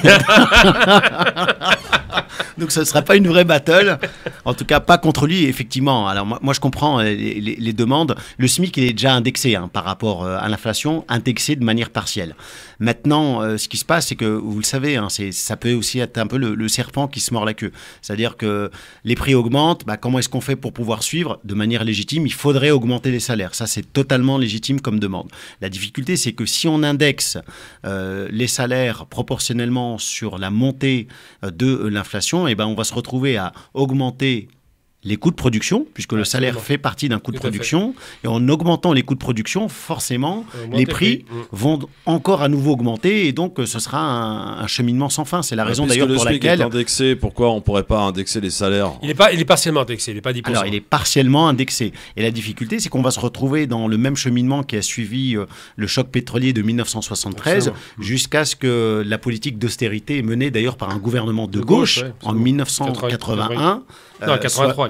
81-83 soit mise en œuvre. Donc pour moi, ça serait peut-être contre-performant puisque ça n'empêcherait pas l'inflation et ça contribuerait par contre à détruire vraiment l'économie puisqu'on aurait des sociétés qui, pour limiter leurs coûts de production, envisageraient de se délocaliser le cas échéant pour éviter l'augmentation du coût du travail. On est dans un système d'ensemble qui fait que dès qu'on touche à une variante, malheureusement... Alors expliquez en français dans le texte ce que ça veut dire d'indexer à l'inflation. Qu'est-ce que l'inflation est à 10%. L'indexation, ça signifie sur un an. Voilà, sur un an. L'indexation qui aurait dû être réelle, c'est de ne pas indexer sur l'inflation qui est antérieure à 2% en moyenne par an. Si on touche 2000, eh bien, on a une augmentation de 200 euros. Voilà. Ça, c'est une indexation à 10. C'est négligeable. Non, mais non, c'est marginal parce que non, c'est pas ce qui se passe aujourd'hui. Ce qui se passe, c'est que l'indexation est sur 2%. On n'a pas augmenté. Il n'y a pas une révélation. C'est pour ça d'ailleurs qu'il y a eu l'histoire des pompistes, c'est parce qu'eux, ils veulent 10%, qui est légitime. C'est légitime parce qu'ils ont une perte du pouvoir d'achat. Mais en vérité, l'inflation réelle sur un salaire de 2000 euros, aujourd'hui, 2 fois 2, 4, ça fait 40 euros. Oui, pas le 200. problème, Gamal, c'est quand vous avez un gouvernement qui ne veut pas bloquer les prix, alors que ça, c'est un vrai problème. L'opposition lui demande de faire des blocages des prix, notamment sur les produits de première nécessité. Tout à fait. Il faut bien trouver une solution. Donc cette solution est peut-être la plus viable. Non, c'est pas la plus viable. D'indexer les salaires à l'inflation. Alors attention, quand on le dit blocage des prix. Quand on dit blocage des prix, ils n'en veulent pas le gouvernement. Macron, ils ont dit non. C'est normal. Je vais vous dire pourquoi. Parce que quand on dit blocage des prix, c'est pas qu'on va pas demander à Carrefour et à Leclerc de bloquer ses prix et de vendre à perte. En plus, la loi ne l'autorise pas. Ça va être, j'allais dire, une aide gouvernementale de l'État, une subvention qui va compenser en réalité les problèmes du pays la à différence. Coup de chèque, Maître Charny, oui, mais c'est pour ça que je vous dis que c'est pas possible. La vraie problématique, on va creuser le déficit encore davantage. Là, on sera pas d'accord, c'est bien, tant mieux. Alors moi, je pense que le blocage des prix doit être une mesure mais d'exception. Qui paye non, c'est pas qui paye, non, qui paye, le producteur paye. De la population. Non, le producteur paye. Il peut pas. Non, je vais y arriver, on va y arriver sur le vrai sujet. Quand De Gaulle, en 46, avec le Conseil national de la résistance, bloque les prix, contrôle les prix, du moins, il ne bloque pas, il contrôle les prix. Ça veut dire quoi? Ça veut dire que ceux qui profitent de la situation ne peuvent pas en profiter. Parce qu'aujourd'hui, il y a des spéculateurs. Je prends un exemple très concret qui a eu lieu il y a quelques mois, où, comme par hasard, c'est les musulmans qui ont mangé. Comme d'habitude, c'est nous qui étions la bonne poire. Bon, on n'a pas de victimisation, attention. Non, mais là, c'est caractérisé, ils l'ont dit. Ouais. La question de l'huile de table. Il manquait l'huile de table parce que les spéculateurs en amont avaient limité l'approvisionnement des centres commerciaux, ce qui fait qu'il y a eu une rupture d'approvisionnement. Donc, on s'est retrouvé avec des huiles de table qui ont été multipliées par 2 ou 3. Il n'y a pas besoin de loi pour mettre en place des systèmes, j'allais dire, de prévention de ces infractions. Ça s'appelle donc le contrôle des prix. De la déloyauté. Non, oui, c'est pas ça le contrôle des prix. Si, le contrôle des prix, c'est vérifier si les prix sont équitables ou pas. C'est à ce niveau-là que se situent les choses. Le blocage des prix, c'est d'autorité. Le contrôle des prix, c'est pour garantir. Et c'est là où je ne suis pas d'accord avec le principe de l'augmentation des salaires, parce qu'on ne pense qu'à ceux qui travaillent. C'est dégueulasse. Des gens qui sont au chômage, ils n'ont pas de salaire. Ah si, quand on dit indexer, c'est indexer la totalité des salaires, pensions de retraite et allocations chômage. Sinon, ça n'a pas de sens. Non, ceux qui n'ont pas de travail. Ceux qui n'ont pas de travail. Mon propos est très clair. Ouais. Ceux qui sont sans chômage, sans indemnité, qui sont au RSA. Si on les augmente de 10%, je vois pas ce qu'on leur demande plus. Oui, on les augmentera pas. Mais on s'entend bien que les gens qui sont démunis n'en bénéficieront pas. Les plus pauvres, en substance, ces 10 millions de Français, ne bénéficieront pas de ces soutiens. Donc, c'est des soutiens indirects. Il vaut mieux attaquer en amont pour faire en sorte que les produits de première nécessité, là, je rejoins pour le coup, moi qui ne suis pas du tout de gauche, là, les filles, ils ont raison. Les produits de première nécessité doivent être contrôlés. Le pain ne doit pas dépasser la baguette 90 centimes. On doit contrôler cela. Sinon, ça va être de la spéculation à tout va. Oui, mais si le coût de production de la baguette arrive à dépasser les 90 centimes, comment on fait? Je crois. Je ne crois. Te disent, on va se diriger vers une baguette à 1,50 €. Je ne crois pas que les coûts de production soit augmenté à ce point. Avec l'énergie, le blé. Je ne crois pas ça d'abord parce que la France est un pays qui est électrique par le nucléaire, donc déjà c'est le baratin, mais je ne crois pas que ce soit le cas parce que la France est un grand producteur de blé aussi, donc ça aussi c'est mytho. Je ne le crois pas, je pense que les spéculateurs, et il y en a partout, profitent de la situation. Je prends un exemple tout bête par exemple, on va me dire le pain. Le pain, la France est un des plus grands producteurs de blé au monde. Comment pourrait-il y avoir une spéculation sur le blé? C'est l'Ukraine, moi, le plus grand producteur de blé au monde. L'Ukraine aussi est un des plus grands producteurs, mais il y en a 4 grands producteurs, réellement. La France, et même 5. France, Ukraine, États-Unis, Brésil. Voilà. Et la Russie, bien évidemment. Voilà. Ils sont 5. C'est les grands géants de la production de blé. Il y a aussi l'Inde que j'ai oublié. Donc on a des grands acteurs. Je suis désolé, mais les 20 à 30% de blé russe et ukrainien ne peuvent pas impacter à ce point la production française. J'y crois pas trop. Prenons l'exemple de l'essence qui est taxée à 60%. Ouais. D'accord. Si on y rajoute la TVA, ça fait 80%. Ouais. Est-ce qu'on peut pas trouver une solution là-dessus? Ça, c'est une bonne question, ça. Bah oui. Alors, je vais vous annoncer un truc qui va peut-être faire enrager tous les auditeurs. Il faut savoir que certaines personnes... qui nécessite une réponse, normalement. Mais justement, je vais leur donner la réponse. Écoutez, maître, ça va vous intéresser. Il y a un type qui a dit avec une certaine... peut-être pas ironie, c'est très narquois, cette façon de le dire, mais en fin de compte, il a dit ça de façon très claire. Il a dit, mais vous vous rendez compte, on lui disait, vous vous rendez compte, l'augmentation du prix, c'est une catastrophe. Vous savez ce qu'il a répondu? Ah, c'est peut-être pas une catastrophe pour tout le monde, hein. L'État, lui, en profite à plein, parce que l'augmentation des prix, c'est l'augmentation de la TVA. Bah, bien sûr. Des revenus fiscaux. Ouais. Donc l'État est en train de renflouer ses comptes sur le dos de la population. C'est la réalité. C'est mécanique. Eh oui, exact. Donc tu me parles maintenant du pétrole et du gaz, et la TIPP, enfin l'ex-TIPP, qu'on applique sur les produits pétroliers, particulièrement l'essence, effectivement, c'est presque 80%, mais en vérité, le prix à la pompe, il sera 10-15 centimes. Ce qu'on est en train de payer, c'est les taxations, des surtaxations au motif, écoutez bien le motif, hein, que ça pollue. Ouais. Voilà la motivation. C'est ça. Bon. C'est ça. Maître Charny, qu'avez-vous à répondre à ça? Alors, très honnêtement, sur le blocage des prix, j'y suis pas forcément favorable, parce que pour moi, c'est aussi, c'est un peu comme la TVA. C'est un impôt injuste, parce qu'il est payé exactement du même montant, quelle que soit sa situation financière. Vrai, et le blocage des prix, il y a des études qui ont été réalisées et qui ont indiqué que ça privilégierait, ça profiterait davantage, pour ne pas dire quasi exclusivement, aux personnes les plus aisées. Bah forcément, si vous avez des moyens financiers conséquents et si on propose de vous réduire le prix des matières premières, bah, ceux qui en consommeront toujours le plus, ce sont les personnes les plus, j'allais dire, les plus financièrement avantagés. Et en réalité, ça coûterait de l'argent à l'État, puisqu'il faudra subventionner ce blocage des prix, essentiellement pour permettre d'avantager financièrement des ménages qui n'en ont pas forcément besoin. On applique le quoi qu'il en coûte, on l'a bien fait pendant le Covid. Alors, le quoi qu'il en coûte, non, c'est un système qui est différent. C'était pour éviter que tout le monde se retrouve au chômage et la chute définitive de l'économie. Là, on est sur un système qui, à mon avis, ne peut être résolu que, effectivement, par le recours à la dette publique. Et si les choses continuent à s'aggraver, il faudrait donner le système de chèques destiné aux ménages ou aux Français les plus en situation de précarisation.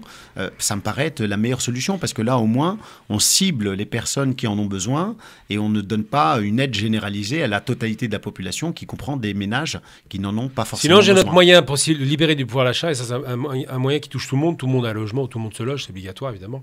Et je pense qu'il faudrait diviser par 2 le prix des loyers. D'autorité. Je parle pas des petits propriétaires. Je finis. Je parle pas des petits propriétaires qui ont acheté. On va finir dans un kolkhoz. Là, non. C'est devenir sérieux.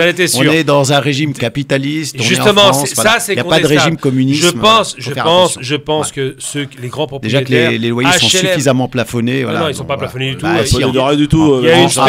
À Paris, il y a un plafond. C'est une des capitales les plus chères au monde. Et celui qui plafonne, c'est jamais celui qui paye. Celui qui plafonne, il a le beau rôle. Voilà, on plafonne. Ok, c'est bien, mais il pense pas à celui qui décide d'investir pour préparer sa retraite et qui se retrouve verrouillé parce qu'il n'a pas la possibilité de rembourser son prêt. Les bailleurs ne sont pas des cibles sur lesquelles on doit tomber. C'est la caricature. Malheureusement, c'est une caricature. C'est pas une caricature, non. Tu es tombé il y a 57% de la population française qui est propriétaire. Donc si on va leur dire, bah non, si vous donnez en location un bien, il faut accepter de diviser par 2, ils vont dire, bah non, c'est pas à nous de faire preuve de solidarité et de substituer à la solidarité nationale. J'ai dit que les HLM doivent être divisés par 2 et que les grands bailleurs qui ont de l'argent, qui sont des fonds d'investissement, doivent subir cela. Si on ne contrôle pas les loyers... Les HLM, déjà, ce sont des loyers modérés. Non, moi, je veux bien qu'on continue à baisser. Non, il y a une spéculation sur les HLM aussi. Paris est une des villes les plus chères d'Europe. Ils ont rattrapé, parce que c'est la motivation, l'Angleterre. Mais tant mieux. Mais non, c'est pas normal. C'est pas normal. Bien sûr, tant mieux. C'est pas normal. Mais non, c'est une façon d'exclure les gens. J'allais dire, mais bien sûr que si. Mais non, c'est pas normal. Si demain on a le trophée de la ville où c'est le moins cher du monde, franchement, qu'est-ce que ça va représenter Paris? Paris est cher en location. C'est pas normal. Mais non, à l'achat, c'est encore plus cher qu'en location. Non, à l'achat, le prix du mètre carré est à 12 500 euros le mètre carré. Donc c'est une ville trop chère. C'est pas normal. C'est beaucoup moins cher. Attends, on va parler capitales. Après, si tu enlèves les rats. Non, mais on va parler capitalisme. Le coût de la construction ne correspond pas au coût de la vente. Mais c'est le foncier qui est cher. Non, c'est Paris. Non, mais non. Il n'y a pas que le foncier. C'est ça qui constitue la grande majeure partie de le coût de la construction sur toute la région parisienne ne correspond pas au coût de la vente, c'est clair. C'est le foncier qui fait la différence. Non, c'est pas le foncier à Montreuil ou au Rinci, c'est pas la même chose que le foncier à Lens ou à Saint-Étienne. Oui, mais ça change rien. C'est le prix du foncier qui est important. Le fait, donc c'est de la spéculation sur le foncier. Mais allez dire aux gens qui ont acheté 1 million d'euros leur appartement ou 500 000 euros leur appartement que maintenant le prix il est divisé par 2 parce que l'État en a décidé. En résidence principale, il n'y a pas de problème. C'est ça une mesure juste? En résidence principale, mais je parle pas de cela. Toi, tu me parles de gens qui vont galérer sur 15 ans pour un crédit et qui doivent rembourser avec la location. C'est la grande majorité. Non, c'est pas vrai. Non, c'est pas vrai. La grande majorité, c'est des bailleurs sociaux. La grande majorité, c'est les fonds d'investissement. La grande majorité, c'est ceux qui vivent avec des capitaux. C'est la vérité. Terminé. pour cette battle. On a dérivé. Ah, c'est vrai, mais en tout cas, on a pointé un désaccord certain. Ah oui, c'est clair. Entre Gamal Abina et Maître Charny. On rapproche nos points de vue, là c'est l'inverse. Voilà, c'est ça. C'est le principe de la battle. Dans un instant, on va parler d'un dessin animé que va nous présenter Mam, la belle histoire des génériques, le quiz et le zapping. Et on va parler justement de ces animateurs qui donnent leur avis sur Lola et ça agace Monsieur Dupond-Moretti. Et il a parfaitement raison. Ton patron. Maître. Oui. Ah oui. Garde des Sceaux, Monsieur Dupond-Moretti. Je crois que les avocats étaient indépendants. Ah oui. Je sais pas. C'est le taulier. C'est le patron, c'est le patron des juges. C'est le taulier, C'est ministre de la Justice. Voilà. Restez avec nous sur France Maghreb 2 dans le LGF, la seule émission où on parle vrai, on dit tout haut ce que les gens pensent tout bas, tout de suite. Alors on entend dans les pubs, c'est l'été sur France Maghreb 2, c'est Radio France Maghreb 2, la radio décalée. Hein. On est en automne les gars, hein. Faut le savoir. Faut enlever ce jingle de c'est l'été sur France Maghreb 2, vous êtes des malades ou quoi? Bon, allez c'est parti pour retrouver Mam, la belle histoire des génériques tout de suite. La belle histoire des génériques. Les mondes engloutis, 1985-1987. C'est probablement le générique de dessin animé symbolique d'une époque, repère sur temps décadent, à l'image d'un dessin animé frère, Les Mystérieuses Cités d'Or.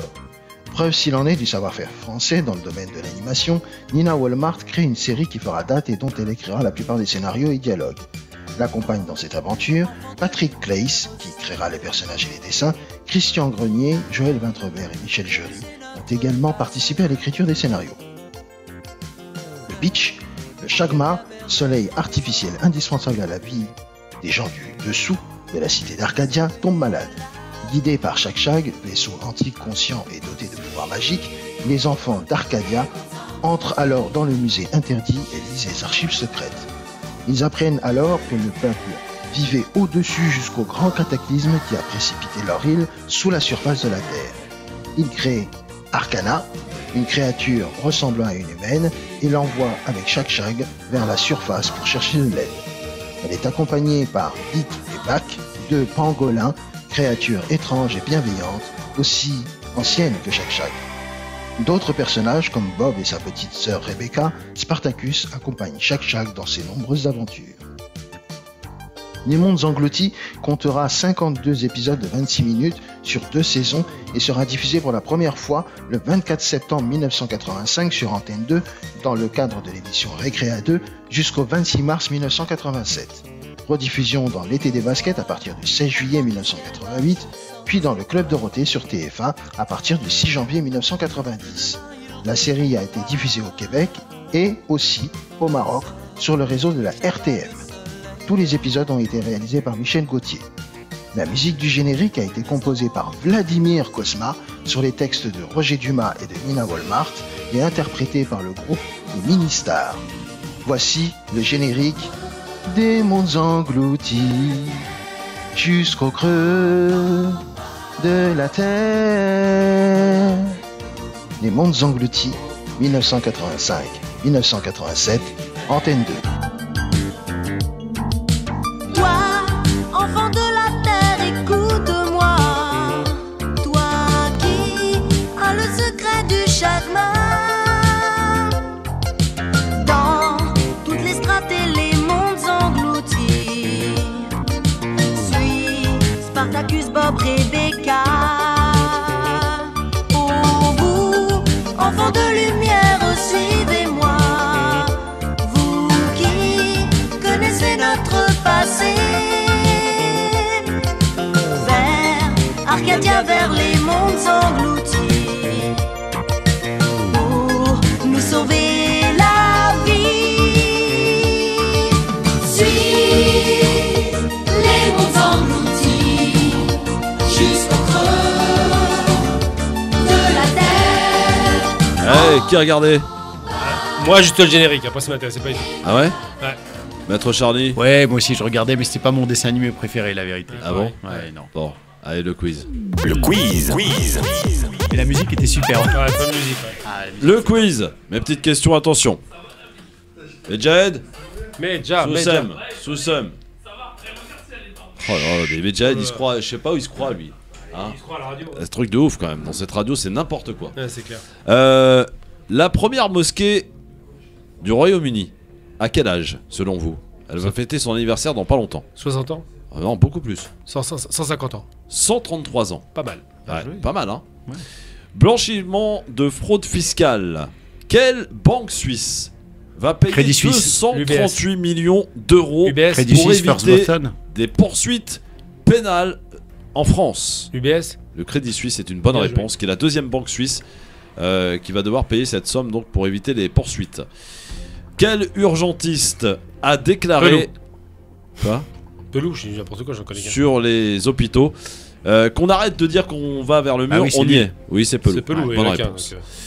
Les organisations syndicales des conductrices et conducteurs de quelle société appellent à la grève le 10 novembre prochain? Non. RATP. Objectif 0 métro, 0 RER le 10 novembre prochain, retenez bien. Et enfin, quel écrivain a perdu un œil et l'usage d'une main à la suite de sa violente agression le 12 août dernier à New York? Salman Rushdie. Salman Rushdie, bonne réponse. Dans un instant. Il a perdu un œil? Il a perdu un œil et l'usage d'une main. Ah ouais, assez violent quand même. Hein. C'est chaud. Dans un instant, le zapping. Et on va revenir sur l'affaire Hanouna Dupond-Moretti. À tout de suite.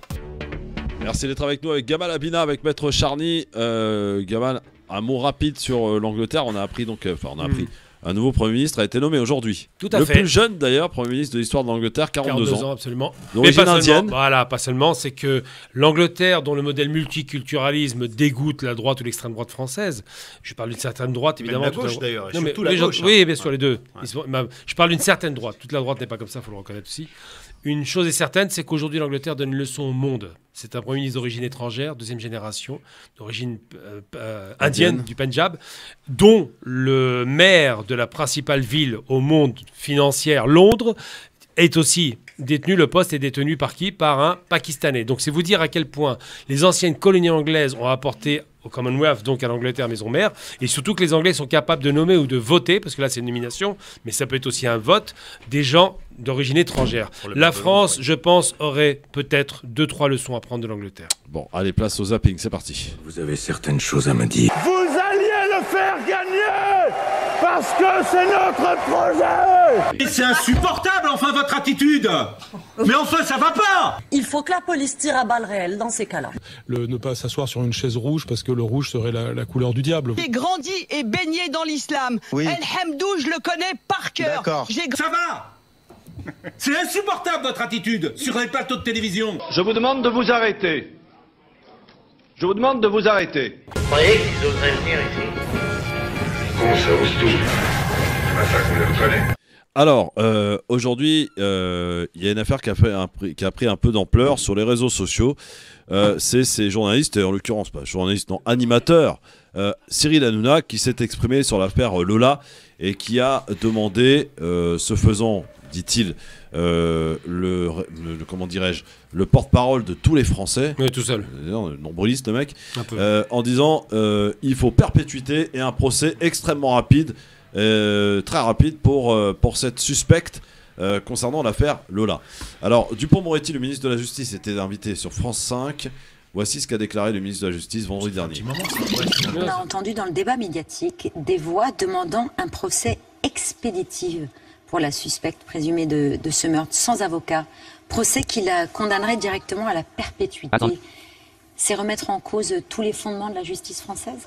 Vous faites allusion au propos de M. Hanouna. 2 millions de téléspectateurs. Aucun avocat n'interdira au juge de prononcer la peine qu'il estime devoir prononcer le moment venu. Voilà, c'est pas plus compliqué que ça. C'est la négation de l'état de droit. L'état de droit, il nous protège. Il vous protège, il me protège, il nous protège tous. Il protège M. Hanouna aussi. Et le balayer comme ça pour, au fond, flatter les bas instincts, faire de l'audience, de l'audimat, moi, c'est quelque chose qu'à titre personnel, je ne peux pas accepter. Alors, les propos donc de Dupond-Moretti sur France 5, hier soir, Cyril Hanouna lui a répondu. Quand les éditorialistes, au lieu de parler du drame, parlent de ma sortie et disent « on est au Moyen-Âge ». Et quand Éric Dupond-Moretti prononce 4 fois mon nom dans C'est à vous, dans une émission, pour dire que c'est inadmissible, ce qui est inadmissible, monsieur Dupond-Moretti, ce qui est inadmissible, c'est que cette personne ait fait ça. C'est pas ce que j'ai dit qui est inadmissible. J'ai dit que cette personne qui a commis un acte inadmissible, abject, doit avoir un procès très rapide et avoir la perpétuité. Et là, tout le monde dit, c'est inadmissible ce qu'a dit Cyril Hanouna. Écoutez-moi bien. Vous dites peut-être que c'est inadmissible. Moi, pour moi, ce qui est inadmissible, c'est de faire des tweets et de faire des éditos là-dessus. Voilà, réponse donc de Hanouna, très énervé après Dupond-Moretti.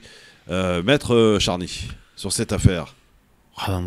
Sans surprise, hein, ainsi qu'on l'avait évoqué tout à l'heure par rapport à l'affaire de la Vendetta, je suis totalement d'accord avec les paroles du garde des Sceaux, pas simplement parce que c'est le garde des Sceaux, mais parce que c'est la voie de la raison. On est sur un état de droit, on ne peut pas anticiper sur une peine à intervenir qui est exclusivement entre les mains des juges qui seront désignés pour présider le procès. On ne peut pas dire, voilà, alors qu'il n'y a pas eu de travail d'enquête encore, c'est elle la coupable, et on la met d'ores et déjà en enfermement à perpétuité. Ce sera peut-être la peine, elle sera très certainement, si l'enquête est avérée, que c'est elle la coupable, etc., ce sera très certainement la peine, et elle sera très certainement légitime, mais on ne peut pas faire preuve de responsabilité en tenant un tel discours, effectivement, pour flatter, j'allais dire, pas les bas instincts, mais surfer sur la vague de l'émotion légitime. Tenir ce genre de propos, c'est à la limite de l'irresponsabilité, parce que ça sous-entend que l'état de droit aujourd'hui met en place des procédures qui ne sont pas en état de fonctionnement, et ça sous-entend aussi que les juges, il faudrait presque les remplacer par des robots, parce que finalement, ils ne feraient pas un travail correct. Donc c'est un dénigrement qui, à mon sens, n'est pas forcément acceptable. Jamal. C'est inacceptable. Les propos qu'il a tenus, je parle de M. Hanouna, sont inacceptables. Il surfe sur l'émotion pour dire quoi? Il faut quand même rappeler ce qui a été dit comme stupidité. Pour dire qu'il faut un procès très rapide, 1 mois, 2 mois maximum, qu'il faut une perpétuité. Qui est-il pour juger une situation? On ne sait pas ce qui s'est passé. On voit bien qu'il y a un flagrant délit, ça c'est à peu près sûr. On sent bien que la fille, d'après ce que disent les enquêteurs, n'est pas très équilibrée psychologiquement. Et je rappelle 2 choses à ce monsieur Hanouna, c'est qu'en justice française comme en justice internationale, on ne juge pas les fous s'ils sont fous. On les incarcère, on peut les incarcérer pour les traitements longs, mais on ne les juge pas. Donc déjà, il faut d'abord établir si d'abord c'est une folle. A priori, elle l'est sans doute, vu le niveau de... Pas tant que ça, puisque par exemple, son état était compatible avec la garde à vue, par exemple. Non, la garde à vue... Il y a des expertises là-dessus. La garde à vue... la garde à vue, c'est vérifié qu'est-ce qu'on a en face de soi. Il n'y a pas de compatibilité. Non, mais ça aurait pu déjà, dès la garde à vue... Non, on peut pas. Mais non, il faut une expertise psychiatrique, c'est un truc long, ça se fait pas en 5 minutes. Oui, mais il y a quand même des experts qui... Maître, je dis pas de bêtises. Non, la garde à vue, pas du tout. Son état a été considéré comme étant compatible avec une mesure de garde à vue. Ensuite, sur la question de la responsabilité ou l'irresponsabilité pénale, ce sera un travail qui sera plus dans la profondeur, plus abouti, avec des experts mais l'état du garde à vue, c'est rien. C'est quelqu'un qui va être gardé 24, 40, 72 heures. C'est ça le truc, 48 heures, 72 heures. C'est pas le problème, les gardes à vue. Les flics ne font un travail de policier, ils enquêtent. Ce qui se passe, qu'est-ce qui a été dit dans la garde à vue? D'ailleurs, il faut rappeler quand même les termes. Elle s'est baladée avec un corps quand même, toute la journée quasiment, ce qui est quand même gravissime. Elle l'a baladé dans un appartement, ensuite sa sœur, à un autre, chez un copain chez qui elle dormait apparemment. Et surtout qu'elle ne peut pas être mise en liberté. Ça c'est clair. Évidemment, qui mettrait une dingo en liberté. Et surtout, elle est dans un Uber à taxi. Elle dit quoi au type qui est dans le Uber? Elle dit, je peux avoir des bonbons? Elle parle comme une débile. Donc c'est une TikTokeuse. Vous avez vu les images, tout le monde les a vues. On a son nom, son prénom. Il faut être très clair. Moi, je pense que cette femme est une cinglée, je suppose, mais je ne suis pas expert pour ça. Ce qu'elle a fait, semble-t-il, participe d'un déséquilibre de psychopathe, littéralement. Mais quand un homme de médias qui sait que ça va faire le buzz, il le sait très bien, parce que l'émotion est là, nous explique, lui, le nouveau juge, il est dans son rôle en tant qu'animateur. Il fait des spectacles, voilà. Il est dans son rôle d'animateur. Il dit, je n'accepte pas parce que je suis un gentil, tout le monde est d'accord avec moi. Non. Ça, ce qu'il est en train de faire, ça s'appelle la justice du peuple. Et la dernière fois qu'on a fait la justice du peuple, les justices populaires, ça s'appelait le nazisme. D'accord? Donc, faut arrêter de délirer. C'est pas le peuple qui fait la justice, c'est les experts qui font la justice, c'est des juges et c'est les avocats qui défendent ou qui attaquent. Mais en aucun cas, on doit laisser le peuple donner son opinion de l'émotion pour juger une affaire qui est criminelle ou pas. Ouais, mais pour autant, il y a beaucoup de Français qui le pensent, qui a dit Hanouna. Mais tout le monde le pense, c'est pas le problème. Tout le monde est dégoûté de cette femme, elle est écœurante, c'est évident, c'est abject. Mais il faut que ça se fasse de façon sereine. Les choses doivent se faire de façon sereine, sinon tout le monde va sortir sa hache pour tuer son voisin. C'est le rôle de l'État, justement, d'avoir le recul et de pouvoir apporter la garantie que le tribunal et que la décision de justice sera rendue dans des conditions de sérénité. Bon, en tout cas, Ouais, j'ai l'impression que Christophe est plutôt d'accord avec Cyril Hanouna. Non, pas du tout. Mais c'est ton choix. On est dans un état de droit, c'est clair. Tout à fait. Voilà. Il ne faut pas non plus faire n'importe quoi. Ça n'a rien à voir avec ce dont on discutait tout à l'heure. Oui, ça n'a rien à voir. Maintenant, bon, liberté d'expression, voilà. Tout à l'heure, pour te rappeler les choses, Maître Charny, que je parlais en tant que père et que, évidemment, en tant qu'homme, la raison m'indique autre chose. Mais voilà, en étant père, on a des réactions. Oui. Il faut le dire, non, mais il faut arrêter d'être malhonnête. Mais en même temps, il ne faut pas glorifier le fait, honnêtement, de manière objective, il ne faut pas glorifier le fait d'être à 4 ou 5 sur un gosse de 16 ans en train de lui taper dessus. Voilà, c'est pas non plus quelque chose de très glorifiant. Je serai tout seul, mais tu vas manger. Bon, rendez-vous demain, les amis, entre 16h et 18h sur France Maghreb 2. On va parler de la hijama. La hijama, les ventouses sèches, humides, tout ça c'est interdit en France. On en reparle demain.